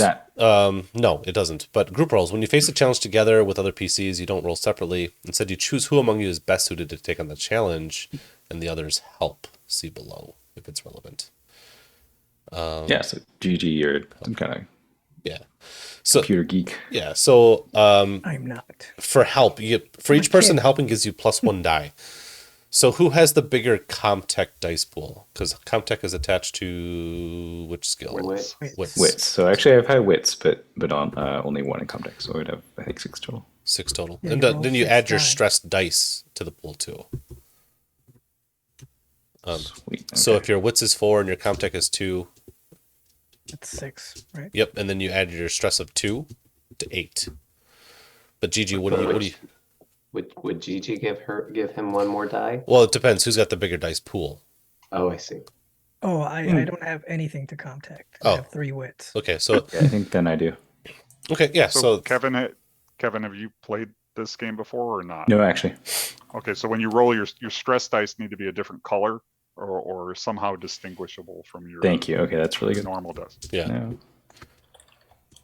Or because if you roll a 1 on any of those stress dice, you panic. But you add the attribute and the skill to get the total number of dice. Mm-hmm. Great. Okay. So how are you using a dice roller? Yeah, I have a dice roller for the regular pool, and I'm going to roll my stress dice in front of me. I was just gonna say make 2 rolls if you're using a dice roll or whatever. Yeah. Okay. Interestingly, no successes for out of 6 dice. So looking for 6s, right? Yep. Okay. No 6s there, but the stress dice came up also. No ones. But did you have any successes from the stress dice? Did you 6s on the stress dice will also count as a success? No. Okay, so you just don't succeed. You spend more time, like Gigi says, like, oh, if I may, Miguel, you're like, oh, I see something through the window, like that looks like a big, and then you scan it. You don't actually find any. I don't want to say interesting. You don't find any usable debris out there with this method. What you do learn, though, is that this debris field is comprised mostly of the fleet of shuttles that would go from Heliostat to the LV-908, as well as a couple other private shuttles. Colonial Marshal, reading between the lines, pirates making attempts at this station. They blew up. But they blew up. Yeah. Okay, and nothing intact. Okay. You all right? Hooked my foot in my. All right, but just as you're showing Gigi how this computer works, out comes Rick from the mother terminal, looking pretty plussed, I think. Yeah, I think he's looking a little pale. And as he kind of steps, yeah, you know, that would be really, really great. Sorry, I drank yours. Yeah, he just kind of like looks at Gigi and just kind of nods his head, like, yeah, that's about on point. Hey guys, you know, team meeting, right? Like, can we get together here for a minute? And he just doesn't. I don't know if anybody even cares. And he's like, look around, and we're like, we are together. You're right, exactly. On the bridge, exactly. And he's just like, okay, so we have a problem. Is it that? And I point to the giant. Okay. Like just as Heliostat like launches another. Yeah. right. Boom. I can imagine like there's the light that comes from the explosion into the perfect into the room, right? And it just like, okay, well, okay, we have another problem. Mother is offline. Why'd you turn her off? Well, I didn't. I think Mother's malfunctioning for the moment. So, but good news. I have a couple options for us. I was able to get that far with her, right? You know, so we can't really turn off the defense field or the automated defenses on the heliostat, which obviously we need to do if we're going to go over there, but we can turn them on if we go down to the planet. So down on LV-908, there is a processing station down there, and if we go down there, we can probably reactivate the comm between the processing plant and the heliostat. We'll get that back up and running. We'll get that defense system like turned down, or at least we'll get it to recognize the codes that I've got, and we'll be good to go. The other thing we can try, Mother said, was that there's a ship in the debris field. If we can find it, we could potentially use that to dock with the heliostat. I don't know. What do you guys think? Give me let's open dialogue, right? And what do you got? Come on, team. What do you think? Yeah, let's space jump. Okay, let's put a pin in that. Yeah, I know we said no bad ideas in this brainstorming session, but let's put that one for later. Appreciate the enthusiasm though, Gigi. Yeah, that's good. I appreciate we it. probably will still have to do that before this mission's over. I am really haven't qualified in space jumping yet. So if we can avoid that one, I would prefer not. So our scans aren't showing very much right now. That pile of scrap out there is, going to be real hard to dig through at this moment. Right. Yeah. I like the way you're thinking. So what are the coordinates on the planet? He rattles them off. Okay. Because, you were told that? Okay. Right. I was told that. So this is where we need to go. So I mean, no offense, Spencer, but I don't remember in your bio that you're really a qualified pilot. I mean, I appreciate you getting us here, right? I mean, that was great. I just pushed a button. I can do Yeah, that. but Gigi, did I it feel so like well. you can do the piloting. I want to see it happen. So I am a little concerned about the debris field. How do you guys feel about going down to the planet surface? Let's get that. What about Pukey? Is he a good pilot? Chaz. Hey, Jazz, you good pilot? He has no piloting skill, actually. Uh-oh. Yeah. What do we know about? Or actually, Rick, what do you know about LV-908? So what do I know about LV-908? It's a gas giant. What I've explained to you in the mother room, basically. Okay. I still want to go with, you had 2 successes, so feel free to ask 2 questions. Okay.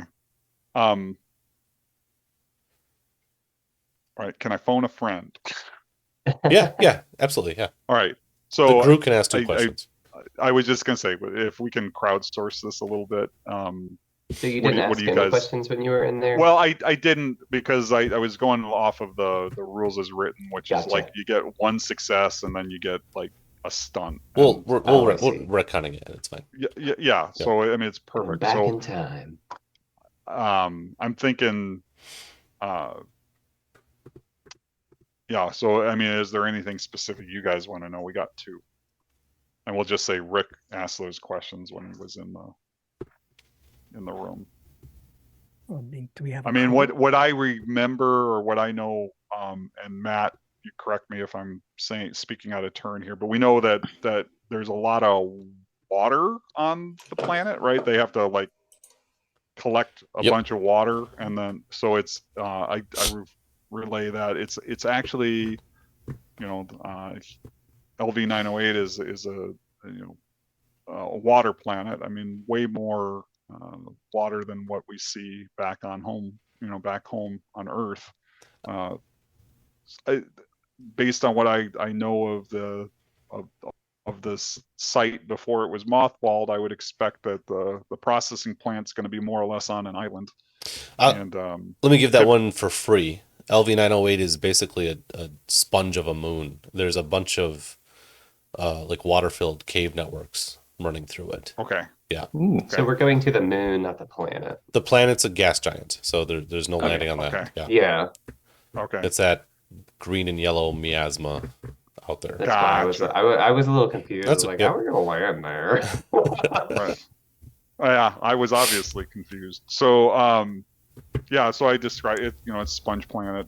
It's or a sponge moon. It's basically got all these openings and the cave networks and what have you. So there's all the water, and I describe how like typically the mining operation is really more of like pick up and transport. Like you go down, you scoop up a bunch of water. If there's processing plants, you either process it on site or more frequently we kind of bring it back up and process it at Heliostat.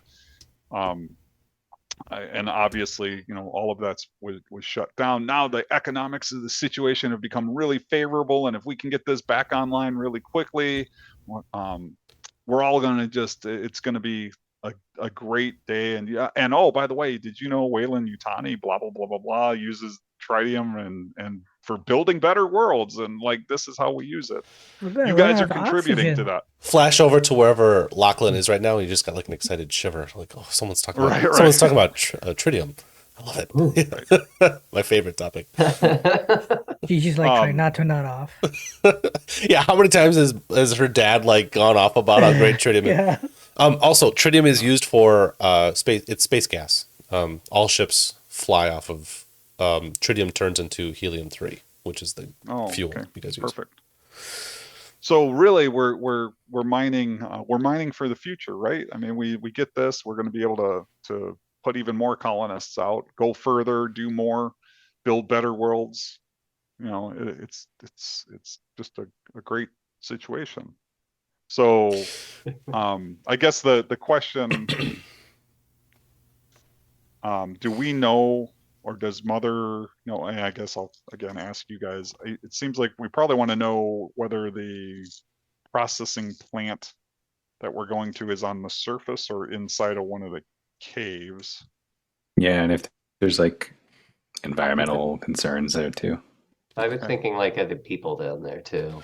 All right. So the question I'm hearing is what is the surface of LV-908 like? Yeah, I think that's Gigi wants to know why we're driving a tow truck. Why are we in a tow truck? Basically, yeah. The whole planet's massive tempest, constant storms, like hurricane and monsoon like storms, and the decision of do we fly the tritium, do we process the tritium here and then fly out the helium, or do we fly it out to Heliostat to process? Basically, boils down is will LV-908 let us depart right now? Gotcha. Mm-hmm. Okay, Yep. perfect. So the hazard facing you guys, one would be flying past the debris field and not being shot by Heliostat, and then navigating the storm to land wherever. The guess that the station is on an island is probably an astute one, or at least like on like an island in like the porous surface of LV-908, right? I'm excited for this. And then I think, Alistair, you were talking about whether it's inhabited. I would generalize that to say, like, what's the life sign? Are there any life signs on LV-908? Nope, completely inhospitable. Right. You have to wear suits out on there. In fact, this is I'll throw this one in for free too, because I'm loving the lore building I'm doing here. Heliostat Station pioneered the iService drone. It's basically a walking can of like on wheels, but it also has like service arms, and people would actually send the drones out into the world to do the mining and manipulate the equipment rather than go out themselves, because it's so fucking deadly out there. People don't leave the shuttle or the station or the mining facility.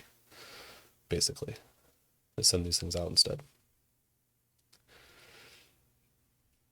So, yeah. both choices sound really good for no pilots. And the iService drone was an amazing piece of technology. Like Weyland-Yutani. Thank you, Rick. I'm very aware that I did say the one class I don't know if I can accommodate for this campaign is a pilot, and then I immediately made this problem. I mean, Gigi has high agility, but she has no piloting skills. My agility's at 4, but I bet yours is higher. It's 5. Yeah. Gigi's our pilot. And she plays Skyfield, so we should be just like The Sims. I still think we should jump down to the planet. That sounds fun. There is no planet.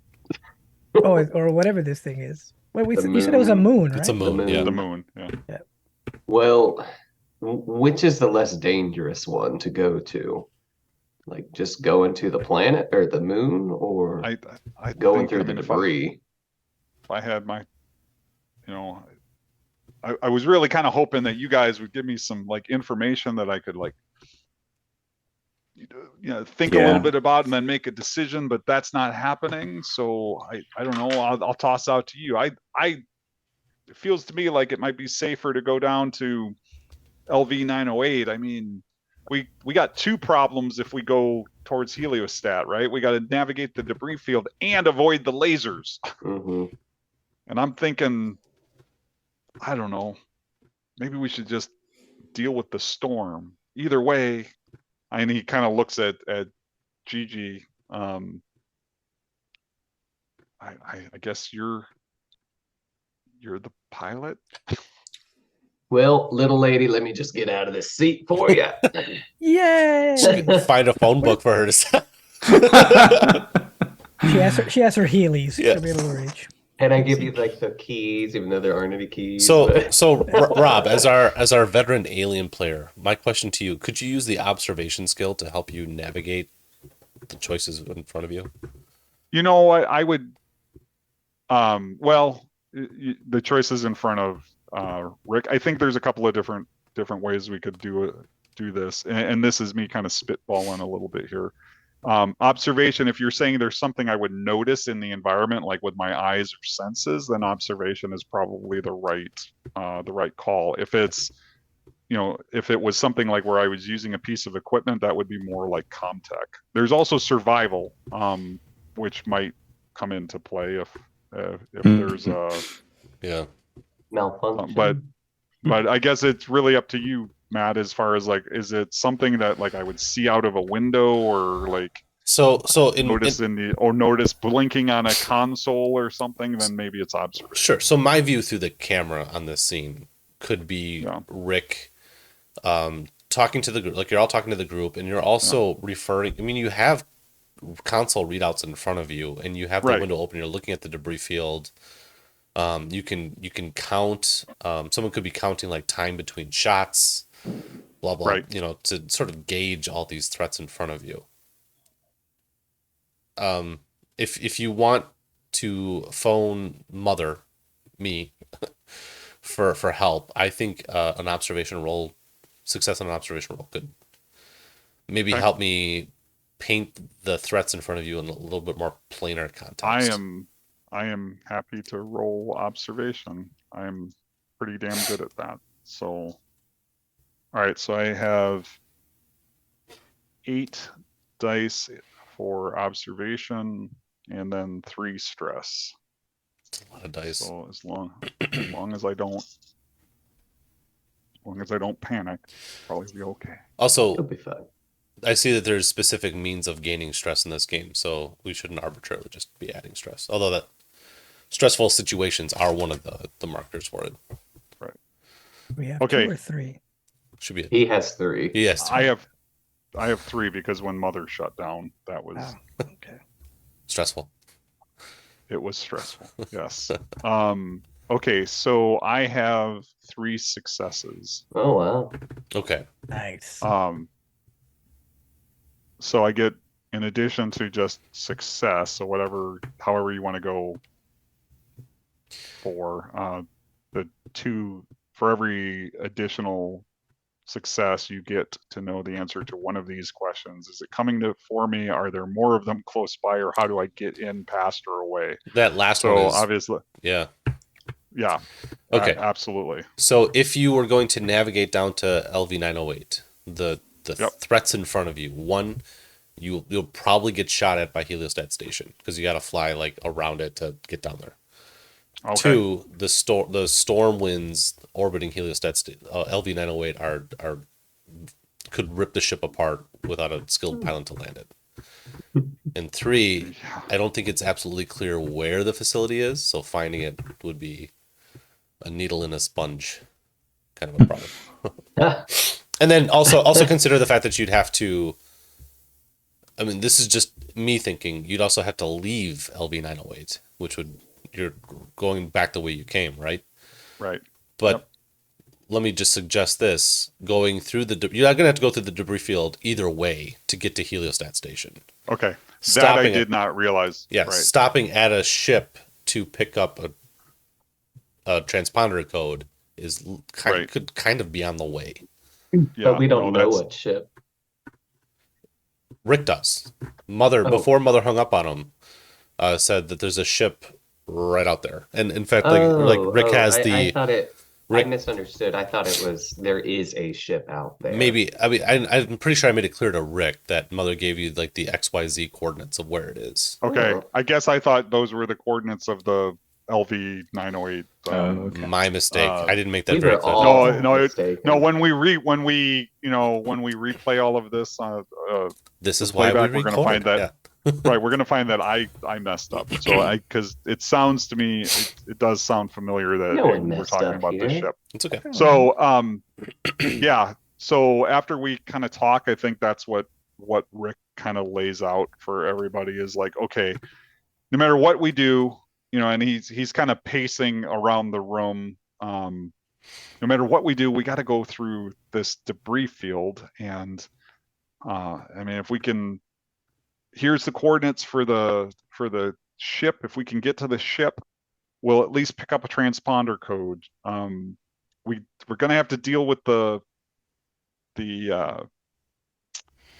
defense systems from the heliostat, but that ship's probably far enough out that as long as we don't get too close, we're probably fine. I mean, and maybe we can watch to see, like, is there a threshold point that that debris approaches the heliostat, at which point it gets fired upon, right? And that'll tell us, like, okay, we can go in this far but not any further, kind of thing. I will roll that into one of your observation successes. That you Okay. can actually, you've pinpointed, like, at what point heliostat identifies as some of the stuff rolling out as a threat, Right. and blast it. Right. So you've kind of drawn the line, that you can play in. Right, and I think what Rick does, he's pretty good with Comtech, so I think he probably, like, displays on a console inside of the cockpit here, kind of shows, like, brings up a graphic. This is heliostat. Here's the debris field. Here's the little ship representing us. Here's the little ship representing the coordinates that we've got, and he, like, drafts up a ring inside of the debris field that basically is like, we cannot cross this line, and it is probably way too freaking close to the debris field to make him comfortable, but he's just like, okay, so who knows how to pilot? Flash over to looking at Gigi. Gigi, who's, like, plugging in her, like, Xbox 7 controller. Like, have her headphones. What was the Oh, question? Xbox controller, too soon.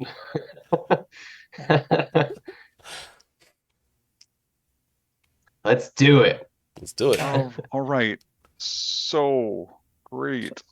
So Yeah, my so life is in the hands of a 12-year-old. I heard a lot of words. What were the important ones? Don't go here. Don't cross this line. The coordinates for the supposed ship that Mother pointed out is, like, dangerously close to that line.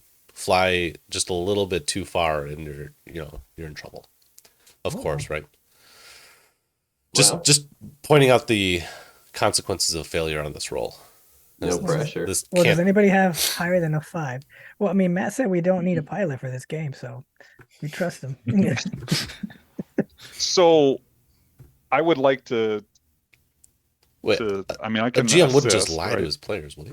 Yeah, I know, right? He wouldn't kill us before we Can get we started. all sort of assist in Yep. some way as well? Plus Like, 1 die per helper. Okay. So- yeah. just to be Oh, like, nice. Team So it'd be effort. like the max 8. So I think we need to describe how we're helping, right? Yes, I can't just give it to you because you guys are in the room. I mean, I have observation as one of my skills. I would assume I would, like, guide Gigi along to be like, you're going the right way, or something like that. Sure.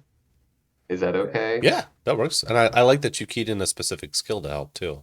I appreciate that. Oh, And I think I've already kind of, like, brought up the Comtech thing. I've built I really quickly, but kind of built the display that shows where we are and to help kind of keep us away from the line.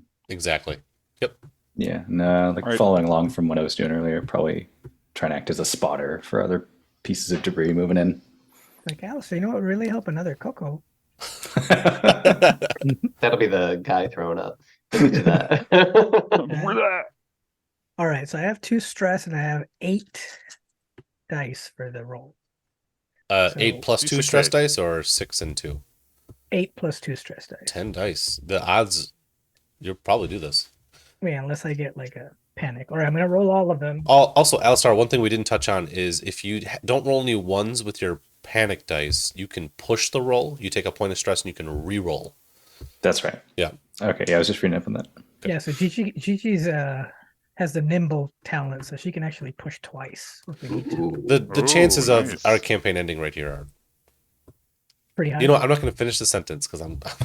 Nice. All right, jinxing I'm it. rolling. Oh, Here we characters go. again. Uh-oh. Uh-oh. All right, so good news is I got one pink success. That's good. Those are the bad news is I got 2 purple 6s, which is my bad dice. Okay, 6s of any color are a success.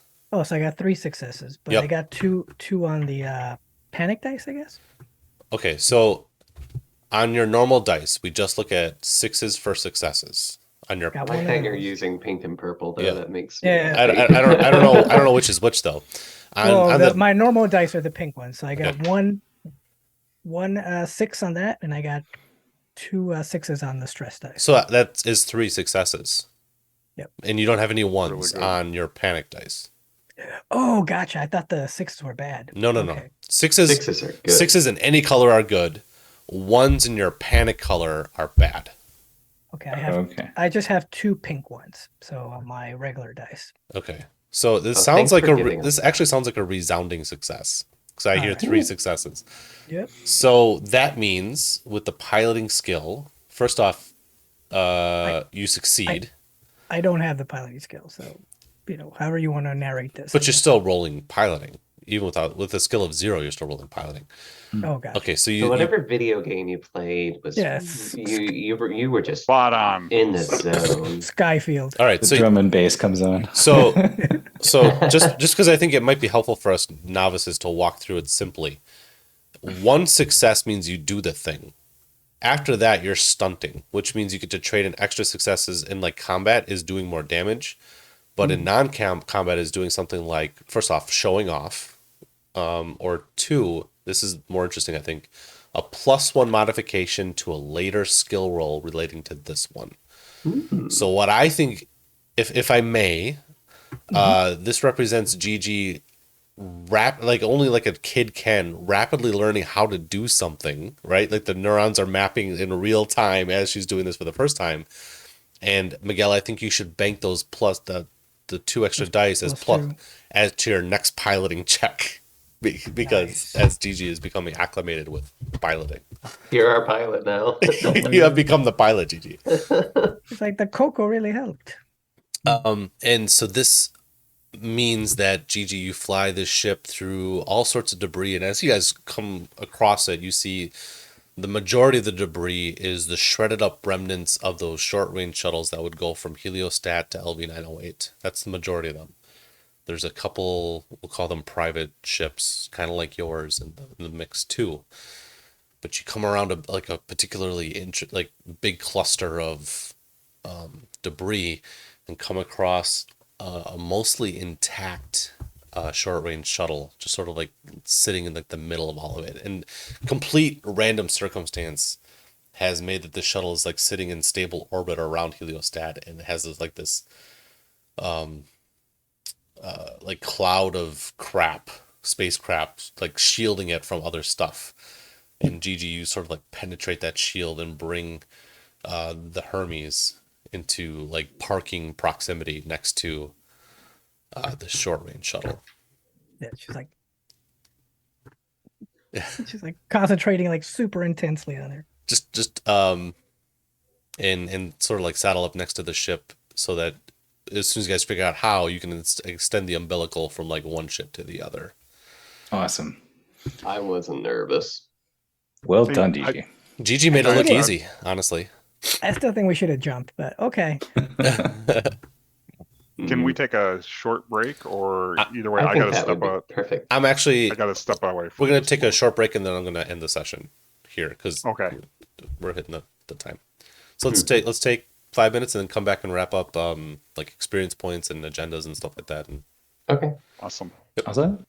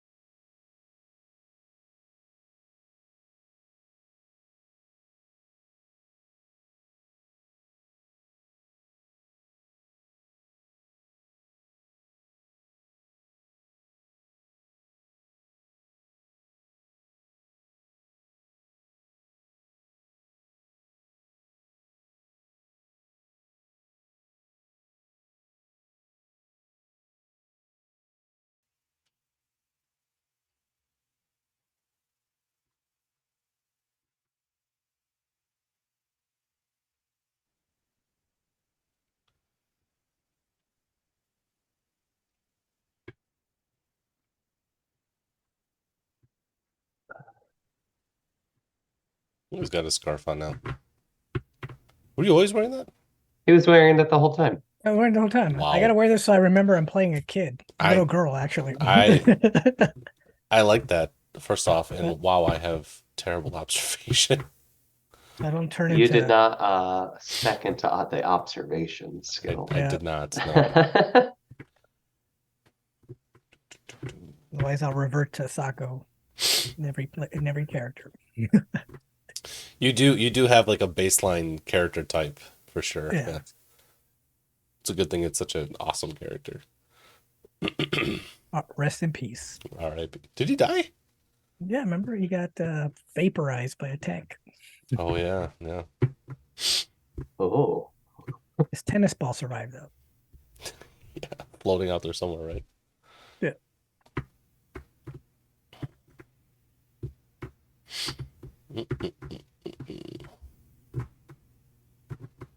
who knew the biggest challenge tonight was not having a pilot? My bad. The one Maybe. thing you won't need is a pilot, guys. You're not going to need a pilot. Not even an autopilot, man? Come on. I give you an autopilot to get there. We don't have like R2D2 like on top of the ship. Mm. Would you trust it in this setting though? Oh, maybe. Oof, that's brave. That's brave.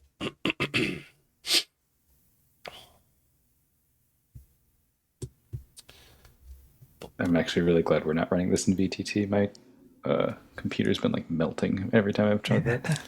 I don't really see a need. I might just share like an image of like I have a map prepared for the mining ship you guys are gonna land next to. And I was just gonna like throw it in chat so you guys could reference it. Yeah, that's great. Nice. I don't know.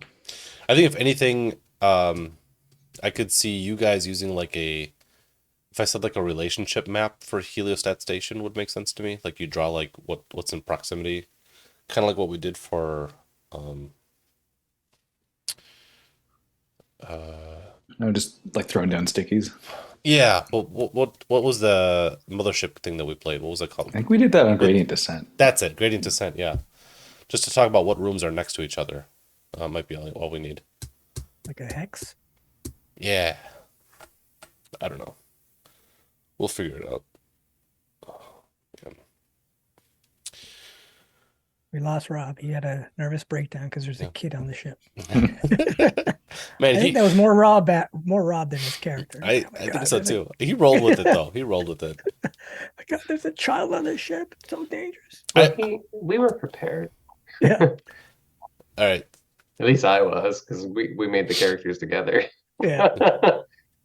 So we're ending the session with the Hermes saddling up next to this mining ship, right? And Okay. with you guys, I'm just gonna assume like making connection between the ships, right? A couple things I want to talk about to wrap up the session. One, I think I need to do a better job reading the rules, but two, it hasn't come up yet, and I wanted to talk about like the gear that's on the Hermes. I would much rather wing it and use a general like supply, because supply is the thing in Alien. You roll like if you have like an air tank and it's as like air 4, you roll 4 dice whenever you use the air to see if it depletes. So I might just give everyone like a supply die to call upon things that would logically be on board the ship that you guys can pull out of lockers and stuff like that. Just represented like scavenging across the ship to get ready to do a thing. Let me know what you think about that, guys. I'm into it. Okay. Unless there's like specific, like really specialized things, like beyond your everyday spacer gear. Like, I mean, I guess like yeah, you can rule it when we ask. Yeah. I guess we should. And the ask reason what- I kind of like that idea is one, it's much less bookkeeping, and two, everyone here I think would use the supply die respectfully, if that makes sense. Okay, we did skip over a step in character creation, or kind of glaze over it. One, an agenda. Having a well-defined agenda affects gaining experience points in a campaign. So in this first 1 or 2 sessions, feel free to like fine tune your agenda to like how you're playing the character, to make sure you're playing true to the character. And 2, buddies and rivals. At the end of every session, I think it says you can change who your buddy and rival is. Yep, you're free to change your buddy and rival. So, have we gained any buddies or rivals in this first session? What do you guys think? Can you remind me, well, like, is there a mechanical effect? I seem to remember that like, if you're helping like your buddy or gain like more dice or something, there is some mechanical effect, I thought, to buddy and You will gain experience points if you risk your life for your buddy, and you'll gain experience points if you challenge or stand up to your rival. Okay. I think Geo and Gigi are natural rivals. I can see that. Yep. Yeah. So hold on. Let's explore that for a second, because what's interesting is it doesn't have to be, I'm wondering, because right away I thought, as much as there's like that strain between Geo and Gigi, I could imagine that Rick would not want to see harm come to Gigi. Well, it's the other way. I was just gonna say, a Geo is Gigi's rival, but Gigi is Geo's buddy. That's right, because I can't imagine, like, since you're Lachlan's daughter, that means that no matter how he may really feel about you, it's like, come here, buddy. So I think, at least for right now, Miguel, if you're okay with it, that's the way that I would probably play it. And they can move around session to session, right? They can. At the end of every session, you can change it. Yeah, that's brilliant. And I think I want to say your agenda is also fluid. Maybe not session to session, but actually right here. Right now, my buddy is the person that's been buying me cocoa. So, Allie, you're my buddy. Okay. Well, I mean, at least for this group, for the next couple sessions, keep your agenda fluid. Okay, but now let's go through the experience points awards. Number 1, just by showing up, everybody gets a point. Ooh. Yep. Nice. Sorry, Pukey. Sorry, Chaz. Yes. Sorry, Pukey Chaz. You snooze, you lose. Second question, did you risk or sacrifice something to further your personal agenda? And I think we got some heavy hits here, actually. I would think my character would have. Yeah. Yep. Right at the beginning. Yep. Right at like the first scene of the game, I think you got it. By wife and future child. Okay, and nobody had a buddy or rival in this session. It'll be next session where we have them. So we're going to skip those 2 questions. My rival is the child. No. So, I mean, I think would we see the interfacing with mother as, like I said, that's not a promotable event, right? My agenda is about career advancement. So I don't know, are we looking at that as triggering that for XP or not? Did you challenge or stand up to your rival PC? Is that? No, I'm not talking about a rival. I'm talking about agenda. On the personal agenda. Yeah, absolutely. Yeah. Okay. Good. Okay. Anybody else with their agenda? You have one? Do you have one? Yeah. Oh, yeah, I I'm still kind of workshopping mine, but I feel like taking the gig sort of fits, but it also doesn't quite, since Alistair's kind of like on the down slope in terms of his like personal trajectory. So in this is in some ways it is a bit of a saving grace, but okay. Well, while things are written in pencil, I would err on the side of approving it. So go ahead, and because you said you kind of did and you kind of didn't, so I would say that means you kind of do get an experience point. So basically, all of us get 2 check marks. At least 1 for showing up and 1 for your agenda. Sacrificing for your agenda. Yep. Next question, did you make a panic roll? No. Did you overcome a dangerous event using violent or non-violent means? Yep. Gigi did. I think you all did. We all did. You guys put your faith in a child. What are you, crazy? Nah, we got this. Okay, here's kind of a loaded one. Did you make a significant discovery or revelation? I think we have one person who did. Absolutely. Is it secret? I think Giovanni, Yeah, would it be Geo? who Yeah, now knows that the this mother mission is code. not like sanctioned. That's Yeah, true. That's right. I Yep. think that's huge. Yep. Nice. What do we do with all this XP? We're not done with questions, but we'll get to that. Oh, Did you perform an extraordinary action of some kind? Gigi did. Gigi did, I Okay. think. Okay. Driving a spaceship? Sure. And then did For you the first earn time. any significant? Did you earn any money? Nope. No. Well, I saved a lot of money. Is getting future money earning money? Free cocoa, free money. Okay. You can use your XP to improve your skills and talents, or to learn new ones. Oh, You can only interesting. spend experience points between sessions. To increase the skill level by 1 step costs 5 experience points. Oh, well. To learn a new skill at level 1 costs 5. Okay. You have to have used the skill, and then a talent cost 5 as well. It also requires a day of practice and a successful wits roll. Remind me, what's the difference between skills and talents? Talents are like the special abilities. I think you have Feats. yeah, it's like a feat. Oh, I see. Yeah, okay, never mind. I forget gotcha. what Spencer's feat talent is. It was the long haul. Yeah. Mm-hmm. I think Gio's the only one that has 5. Yeah. Ooh, you leveling up? I only counted 4. Oh, 1 for showing up, 1 for Right. a sacrifice for your personal agenda. Did you do that? Okay. Yeah, that was the plugging in, like interfacing with Mother and getting shut down with my comm credentials in place, Overcome a dangerous event. which Yep. we all got. A significant discovery. Yes. Yeah, so that's 4. 4. Okay. oh. Next time, guys. Yeah, next time. I think So, guys, I did drop like a rule summary into.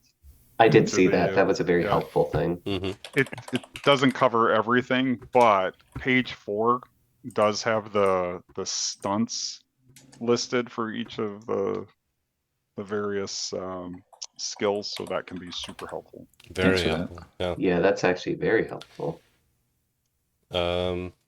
Okay, so I think next we pick up, we'll find out what happened to this mining ship. Ooh, I'm invested now. Actually, Good. I do Yeah. have an agenda, and it turns out it's like just what I was doing anyway. Shenanigans? Yeah, no one gives you anything to do, so explore, try things out, make your own entertainment. So it's just Where do you find agendas? Is that like a they give you under your examples. They give on the character? Yeah, they give examples for the career, or you can make up your own. Because I think I know what mine would be, but I'm just gonna see. Yeah, I mean, I'm trying to think of mine, but I don't want it to be like so far outside of the scope of the game, right? Like, Alistair's kind of like, mopey about his old colony, but that's not it's not where we are, right? So I'm still kind of thinking on that a bit. So one, I mean, I kind of feel like I kind of like assumed this about Alistar, but one of the suggested agendas for a marshal is you did a bad thing in the past and has come back to haunt you. You need to decide what you are made of. And with Alistar being associated with a failed colony, I guess I kind of just assumed that would mean Alistar has a reputation about him. Mm-hmm. If that's a dead end.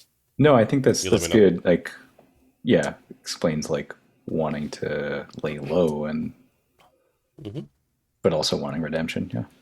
Yeah. Whether or not it's true that Alistar has any fault in the colony's demise, I think doesn't matter, right? People just associate that failed colony with Alistar. They kind of go hand in hand. That was it was kind of assumptive on my end, but No, I like it. Yeah. That's helpful.